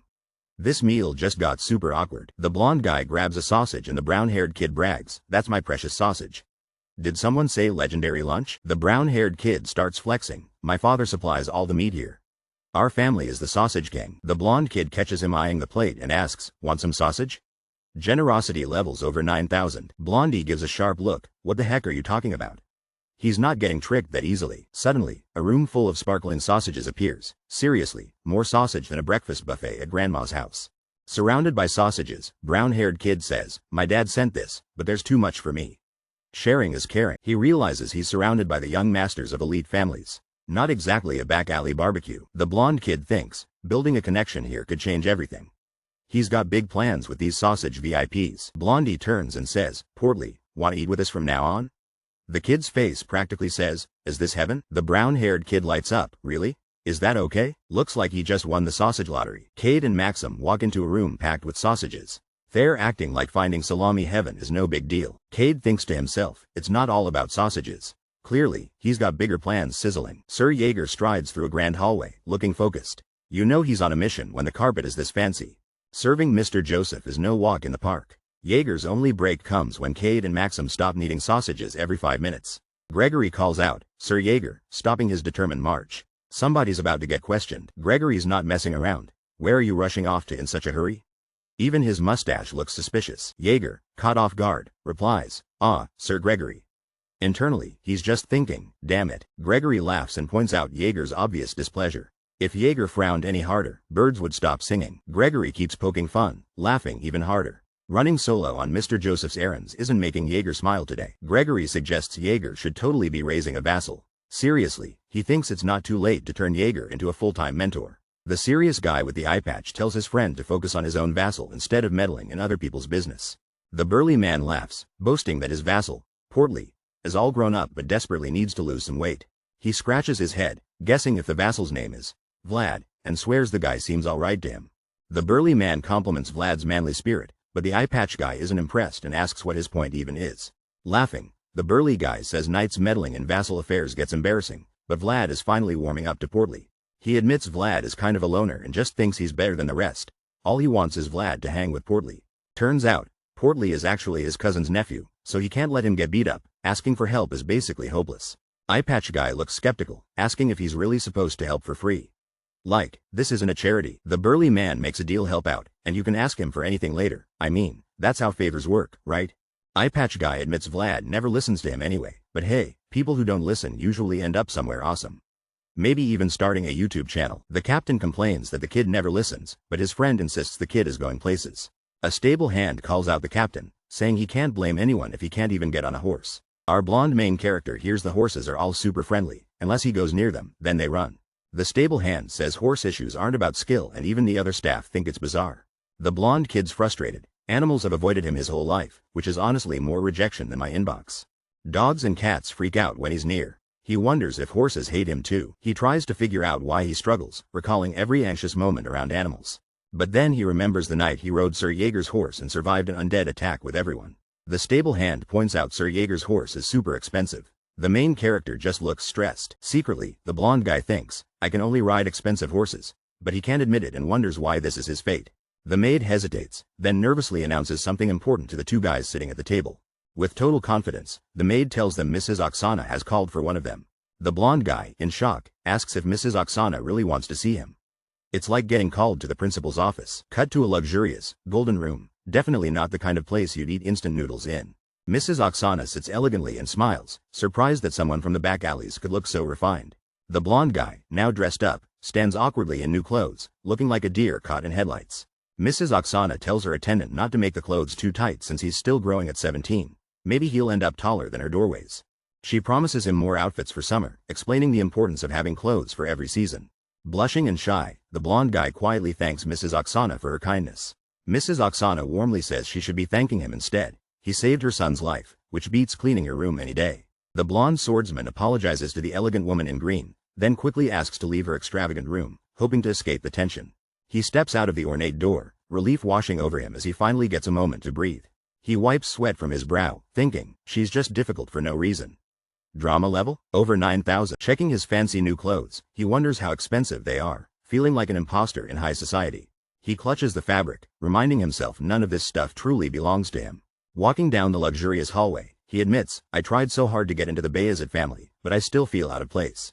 He gazes at his reflection, feeling heavier, like he's wearing a suit that's just his insecurities in disguise. Pausing by a large window, he catches his breath, lost in thought about where he really belongs. He peers outside, noticing a gathering below, curiosity mixing with concern as he spots some chaos brewing. Down in the courtyard, a fight erupts as someone in blue throws a huge punch. Let's hope the loser doesn't have my luck at dodgeball. The angry guy storms in yelling, just 'cause we let you live quietly, y'all having fun, huh? He slams another student to the ground, demanding, you like that new friend of yours, do you? Huh? The bully doesn't stop, unleashing a furious barrage while the other student can't even fight back. Every punch echoes outside, and even the birds are probably like, whoa, dude needs a hobby. Inside, a blonde student watches through iron bars, thinking, everywhere you go, people are the same. His eyes glow blue as he calmly reflects, in the end, they're just rascals who prey on the weak. He throws his cape over his shoulders, ready for action, like a discount superhero, but 10 times cooler. I guess I'll wear it for today, he says, hitting the perfect dramatic lighting for a superhero entrance. Outside, a building stands silent under the bright moonlight, as tension builds up for what's coming. A gloved hand reaches out in the darkness, ready to change tonight's story for everyone inside. Late at night, Vlad stands in the doorway, and a nervous voice calls out, asking, who is it? The tension's off the charts. The door creaks open and a worried boy stares up, instantly recognizing Vlad. Vlad's presence changes the mood in a split second. Vlad's piercing blue eyes lock in, looking both serious and mysterious, like he's about to drop some major news. The boy, covered in bruises, nervously asks Vlad why he's shown up so late. You can feel the panic in the air. Vlad straight up tells the boy he needs something from him, not wasting any time with small talk here. Pointing directly at the boy, Vlad demands, give that to me. It's like a real-life game of Simon Says. Vlad wants jammin', ham, for free. The boy hesitates because he seriously cares about that ham. Feeling rejected, the boy sighs and wishes they could at least smile at each other, even if they're not friends.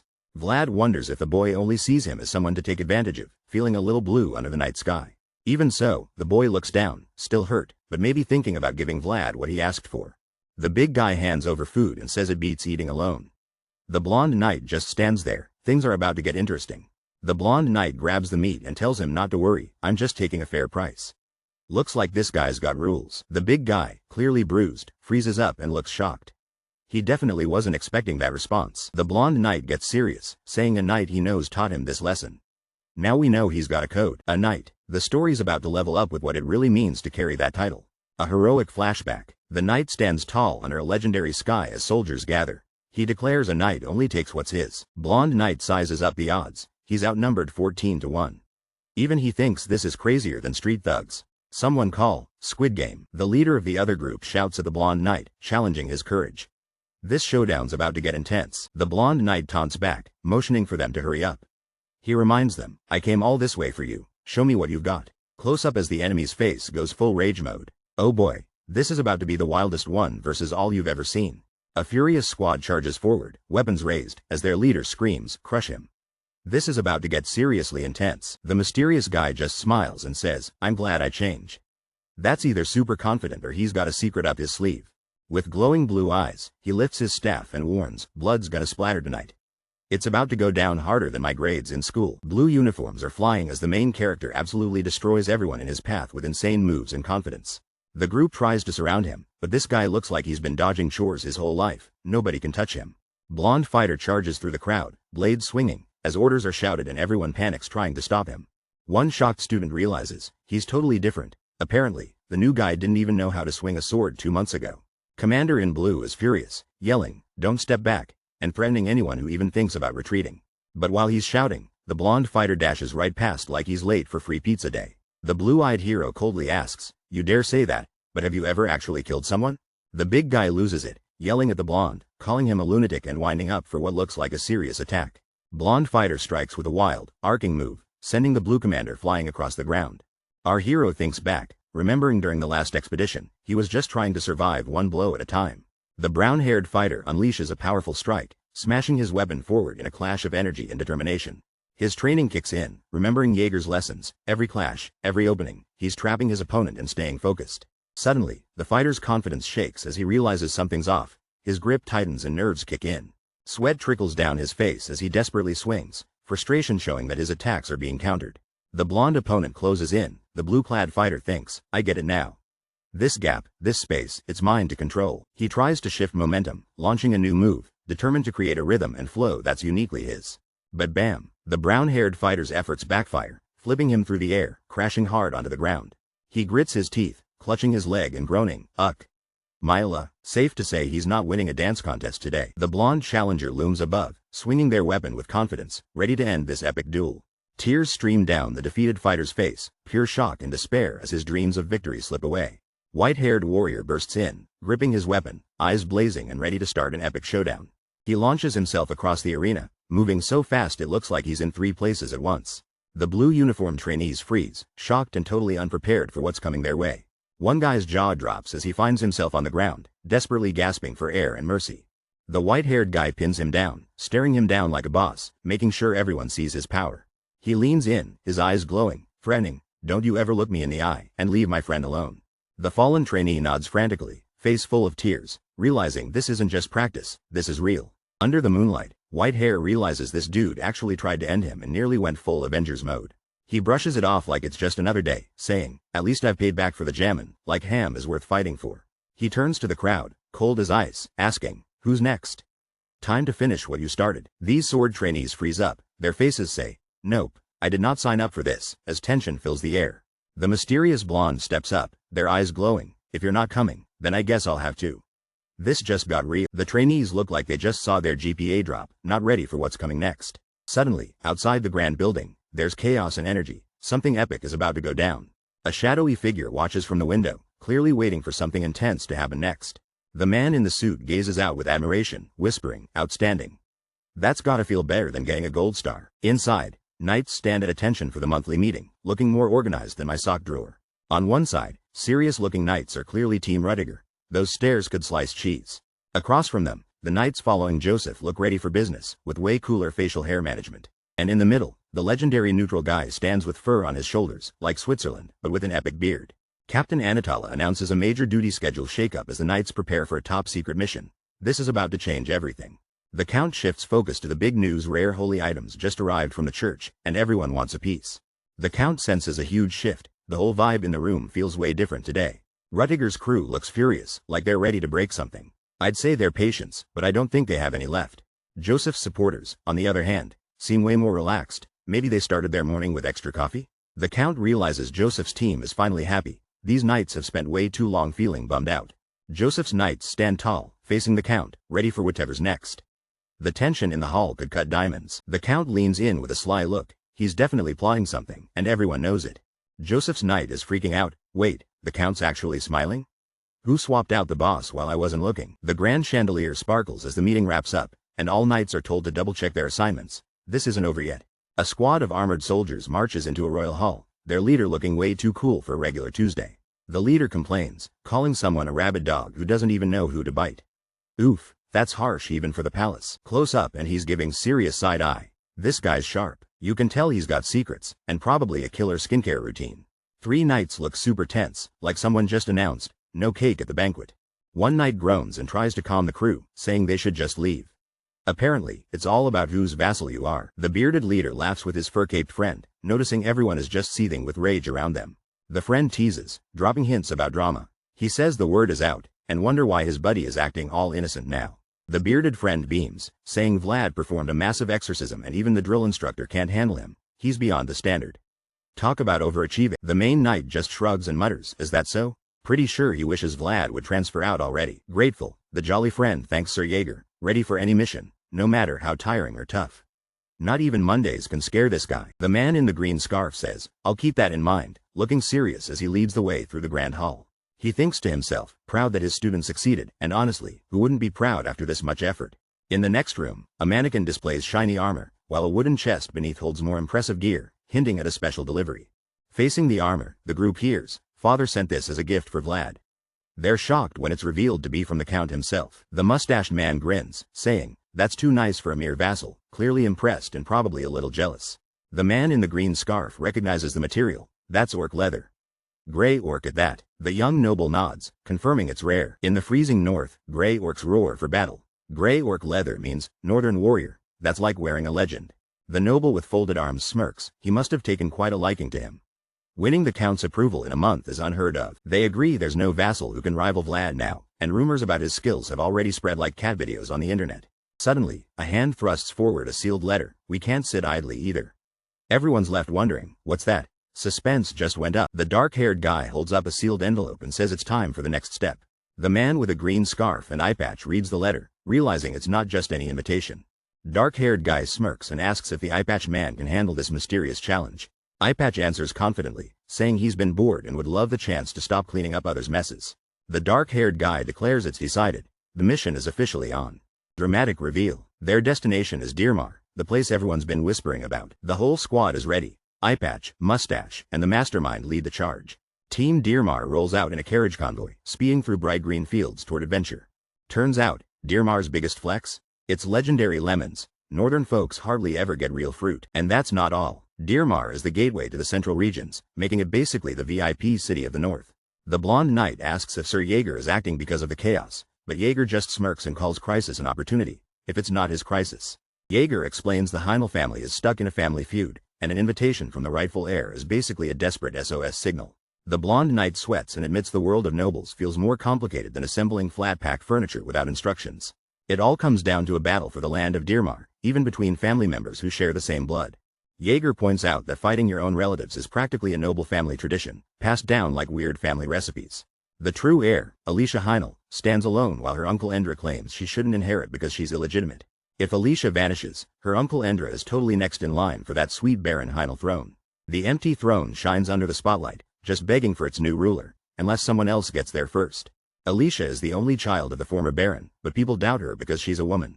Tensions erupt as two knights clash swords, ready to fight for who really deserves the throne. She was forced to prove her innocence in an epic church duel, basically, court but with way more swords. The bond between them is weird, distant, yet close, but not too close. Shakespeare would be confused right now. The dark-haired cousin admits, I'm only her 8th cousin, but hey, that counts as family for politics. Plotting inside the carriage, he reveals he wants the Heinl family in debt, and his dad fully supports the plan.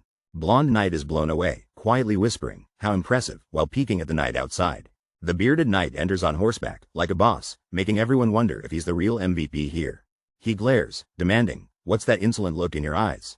Like a teacher catching you texting in class. Blonde knight is totally flustered, mumbling, I have nothing to say for myself, wishing he could disappear. Meanwhile, the bearded knight calls out the lowly vassal for riding comfy in the carriage while the knight rides outside. The bearded knight's pride is wounded. You crushed all the other vassals, but you can't even ride a horse. Ouch. The blonde warrior sits in his tent, dreaming about riding an expensive horse, but doubting if that'll ever happen. Suddenly, a masked man yells at him, claiming he deserves the fancy horse more because he's nobler.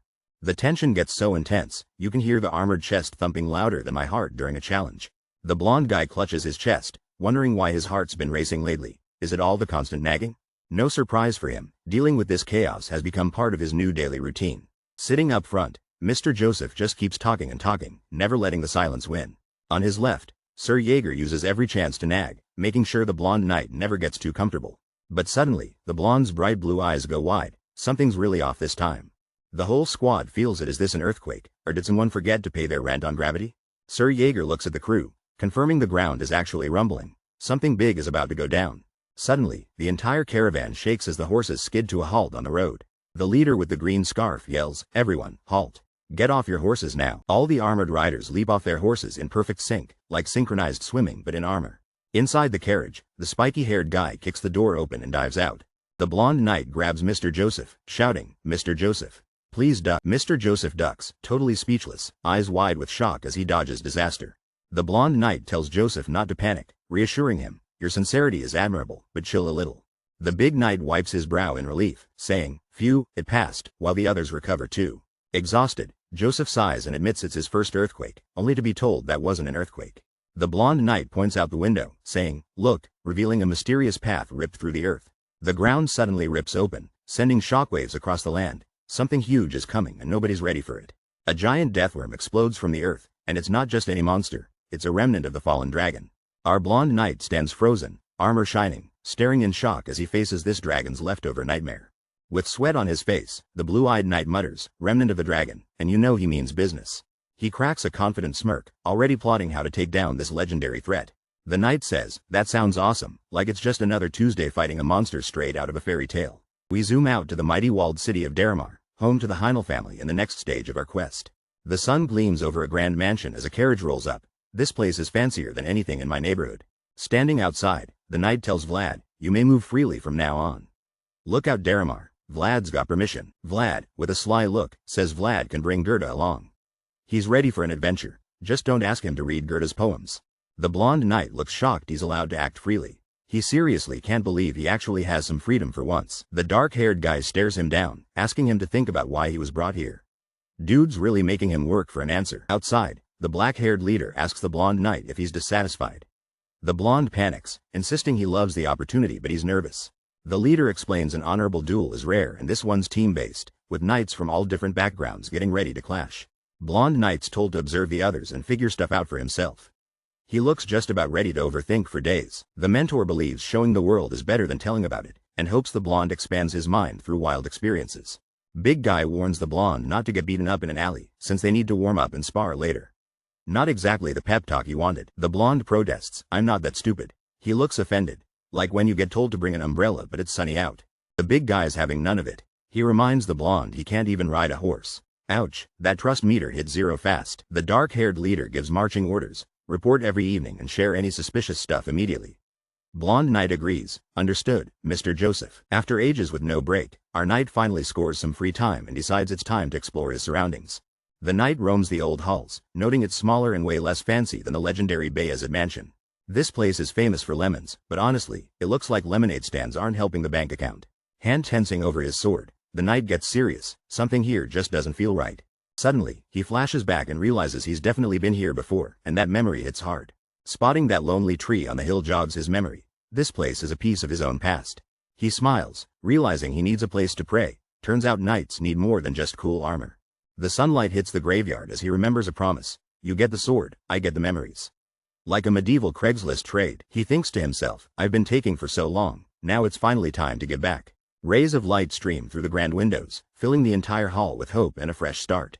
Joseph Bayezid arrives in a glowing throne room, greeted and thanked for making the journey himself. Joseph declares he must help because the rightful heir is in crisis. Nothing matters more than answering the call of blood. Miss Alicia sits on a mysterious throne, her presence commanding all attention in the room. Joseph tells Alicia that Count Bayezid has already given permission, now her decision is all that's left. Alicia clenches her hands and commits herself, agreeing to do exactly as the Count wishes. With a simple, "Of course," Joseph signals everything is ready. Joseph confidently says, "That's if I win the duel," as tension shoots through the room. His intense stare promises Alicia she really has nothing to worry about, but let's hope his confidence is contagious and not just catchy. The reason? Bayezid's sword has always brought victory in every challenge it has faced. Joseph stands proud, a shining blade and fortress behind him, embodying pure determination and legendary power. This giant mansion looks like the perfect place for an epic challenge. If we survive, someone's winning big. Our squad heads down the grand stairs, talking about a powerful matriarch who's no joke and could end our plans fast.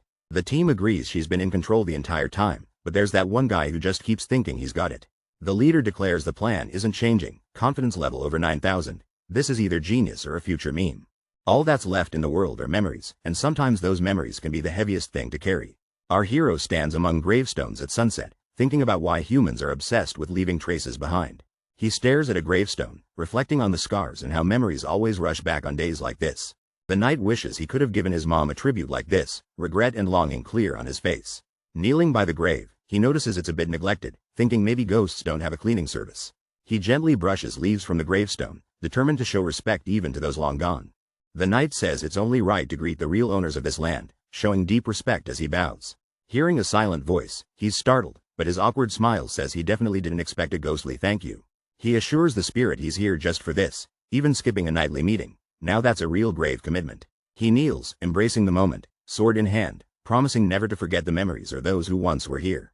The knight kneels in front of a grave, gripping his sword with determination, as if he's about to unlock a hidden memory.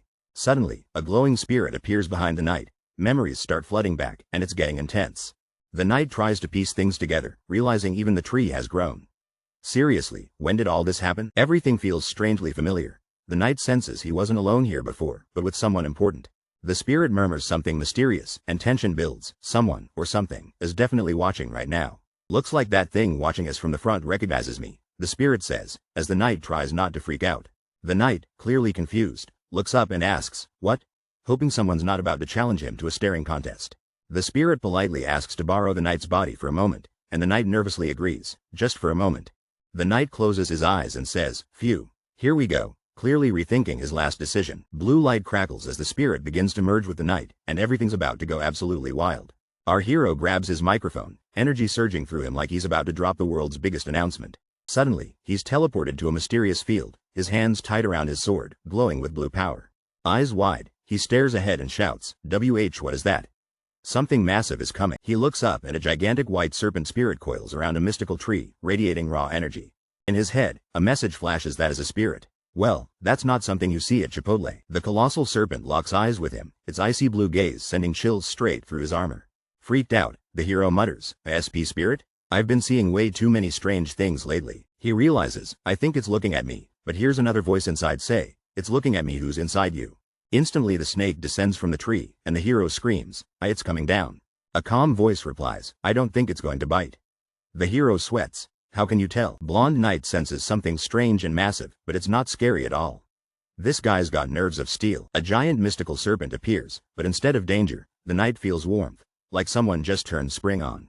Out of nowhere, footsteps approach. A girl asks, "Who are you?" The knight tenses, ready for anything. Close up on the knight's glowing blue eyes. He's locked in, but also probably wondering if he left the oven on.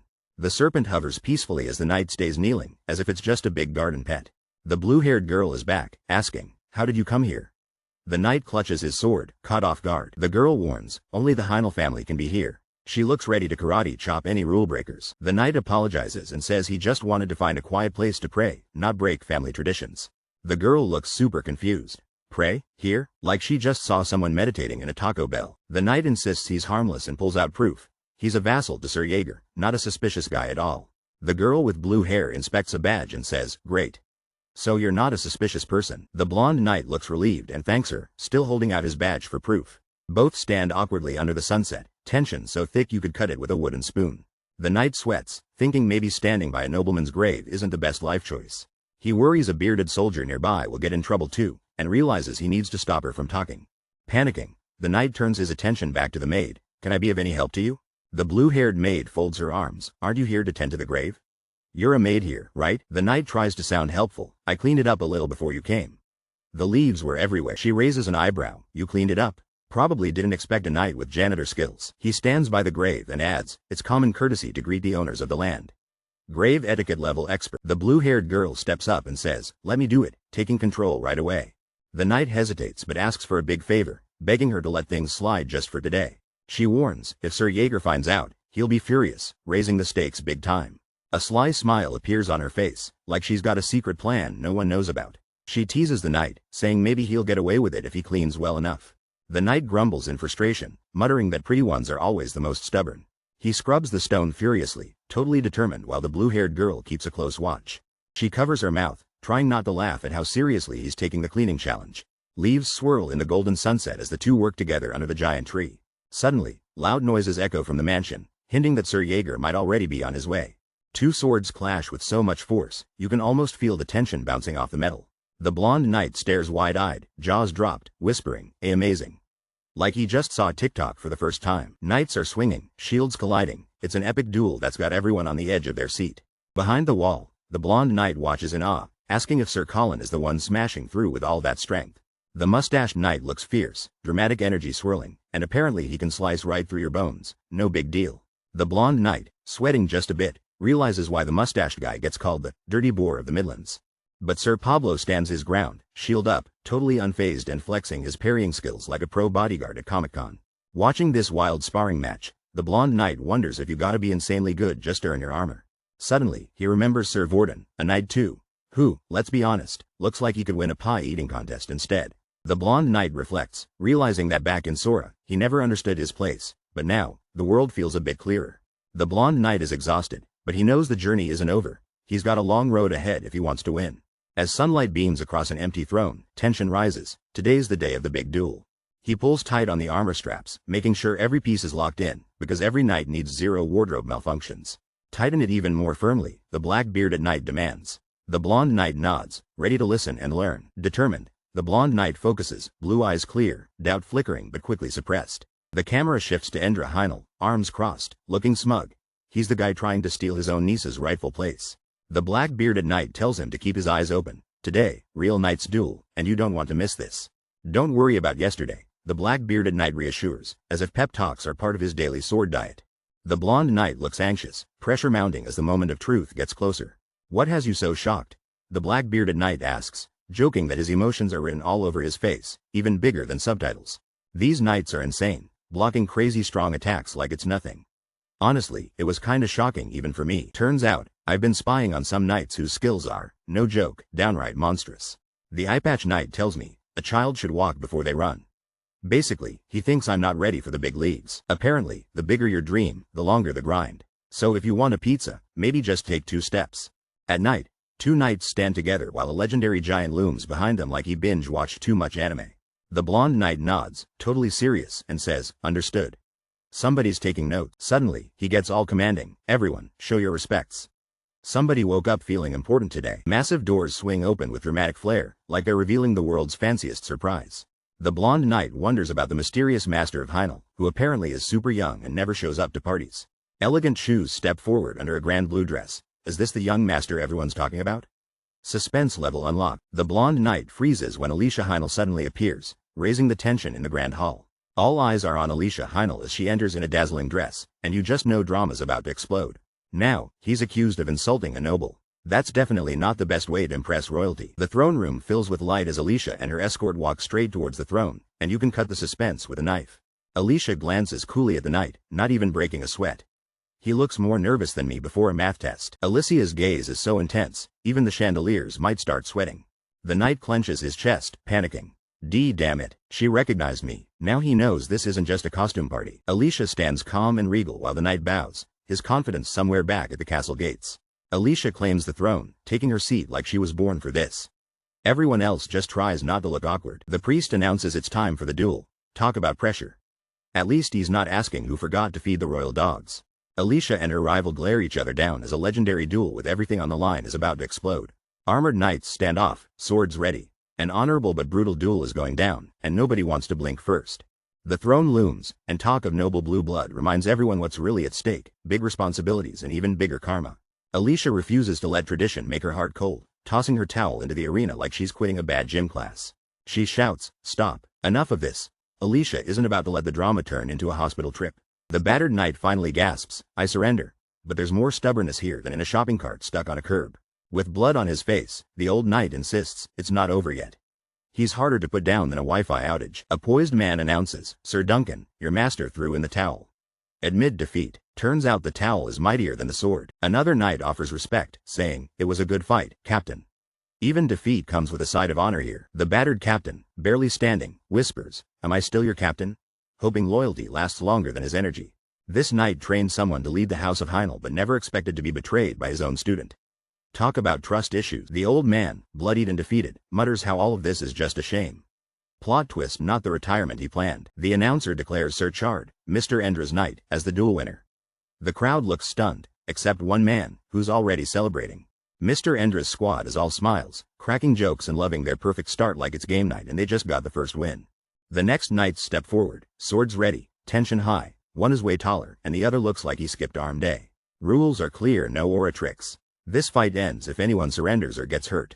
It's basically dodgeball, but with swords. The black-haired knight with an eye patch turns to his younger, blonde teammate.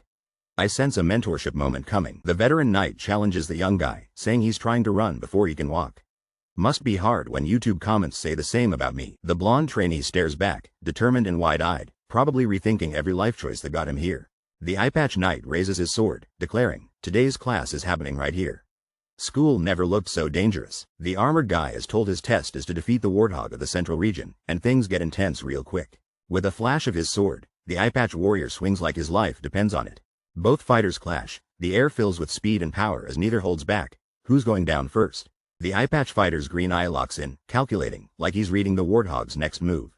Warthog thinks, one step difference. I can definitely win this. Confidence, or maybe famous last words. Warthog powers up, yelling he just needs to go a bit faster. Someone skipped leg day. Steel crashes. Warthog insists he needs to be a bit stronger. Meanwhile, the eye patch guy dodges almost effortlessly. Blades fly. Neither fighter gives an inch, their strength shaking the whole building. The eye patch warrior ducks low, eyes sharp, angling for the perfect counterattack. From above, both swordsmen whirl around each other. Epic sword ballet, but with way more danger. The crowd can't believe their eyes. He's got insane strength, absolutely dominating the match and pushing his opponent into a desperate spot. The armored knight stands tall, his gaze sharp and emotionless, sizing up the chaos as everyone watches the fight unfold. The blonde knight smirks, wondering why no one notices the tide is turning, the momentum totally flipping on its head mid-fight. Even the sword wielder must be feeling the shift now. Something big is about to go down, and there's no hiding it. The mustached fighter panics, sweating bullets, questioning why all his powerful swings are missing their target by a mile. The dark-haired swordsman grins, whispering, "Olé," like he's dodging at a bullfight, leaving his opponent confused and frustrated. Mustache guy launches a huge attack, putting every ounce of strength into his strike, determined to land just one solid hit. But the swordsman moves in close, dodging with ease, leaving our mustache warrior wide open. This clash is getting intense. With killer focus, the black-haired fighter swings his blade, countering the attack in one smooth, perfect motion. A mysterious blonde knight's eyes light up, shouting, "Watch closely. This is just for you," like they're presenting the ultimate tutorial. The battle kicks off with a clash of swords. Mustache guy swings with full power, but our hero blocks just in time. The mustache fighter looks furious, totally shocked that his attack didn't land. Our hero's eyes narrow, staying cool under pressure. He's reading every move like a pro. The mustache guy starts sweating, realizing he's in serious trouble now. Both warriors keep circling, tension building as they prepare for the next lightning-fast strike. A commentator points out the moment. Our hero skillfully creates a gap in the enemy's defense.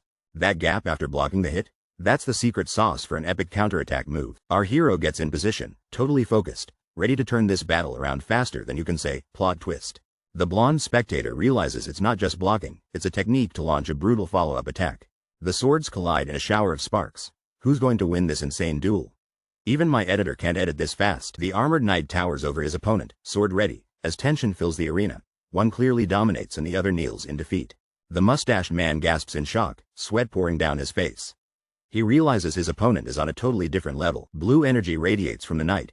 His power looks absolutely unstoppable, making everyone stare in disbelief at his strength. The defeated man bows his head and admits, "I've lost." The room goes silent as his words settle. A blue-haired woman announces the victor, Sir Jaeger, fighting on behalf of Miss Alicia, and she sounds just as shocked as everyone else. The losing team's faces tighten in frustration, clearly not happy about Sir Jaeger's overwhelming win. That's the face you make when someone eats your fries. Sir Jaeger stands determined, walking away as the defeated opponent recovers on the floor behind him. Everyone's focus shifts to him now. A blonde knight asks Sir Jaeger, "Did you have a good look?" hinting that they're studying each other's techniques. The blonde knight smiles confidently, answering, "Yes, thank you," clearly gearing up for his own challenge. As the ref declares, "Now, we shall start the last duel." Two new knights prepare to fight. Everything comes down to this final showdown. Pablo of Arnstein steps forward, looking serious and ready for whatever comes next. The purple-haired man calls out Pablo for being awkward, joking like they're already best friends. Pablo of Arnstein repeats his name, doubling down on the intensity. This guy means business. The purple-haired knight introduces himself as Joubert of Shazad, giving a chill little wave. Someone quietly ranks them. The word is, Pablo is good, but Joubert is next level. Joubert stands tall before two figures on thrones. It looks super official. The blue-haired woman on the throne stares forward, eyes locked, keeping the tension high. Joubert bows deep, showing maximum respect, but it's so dramatic it deserves an Olympic score. The black-haired guy looks on, surprised. It's like he just realized he lost his Wi-Fi signal. He wonders why Joubert is saying goodbye, already thinking this ceremony just got a major plot twist. Jubert from the Shahzad family suddenly bows out of the duel, and everyone's jaws just drop to the floor. The blue-haired girl's eyes go wide like she just saw a ghost. Nobody saw that move coming. The blonde and older knight glare in shock, trying to figure out what just happened. Total chaos in the arena. The mysterious guy with dark blue hair frowns, shadows covering his face. He is seriously not amused. The blue-haired guy claps and grins, declaring the duel over with the confidence of someone who microwaves fish at work. Shadows deepen on the mysterious guy's face as he realizes the blue-haired dude had 4 cards from the start. Blue-haired guy demands everyone acknowledge him, the only Heinel, as if he just won a reality show. The mysterious guy isn't having it. He interrupts, saying it's not over yet, leaving the whole room tense. Blue-haired guy tries to end the drama, saying Alicia's knight has left, and repeats that the duel is done. Our shadowy hero says the duel can't end until he's convinced, and suddenly, everyone's suspense levels max out. Bayezid steps forward, refusing to accept the decision everyone else made. You can tell this guy isn't here for democracy.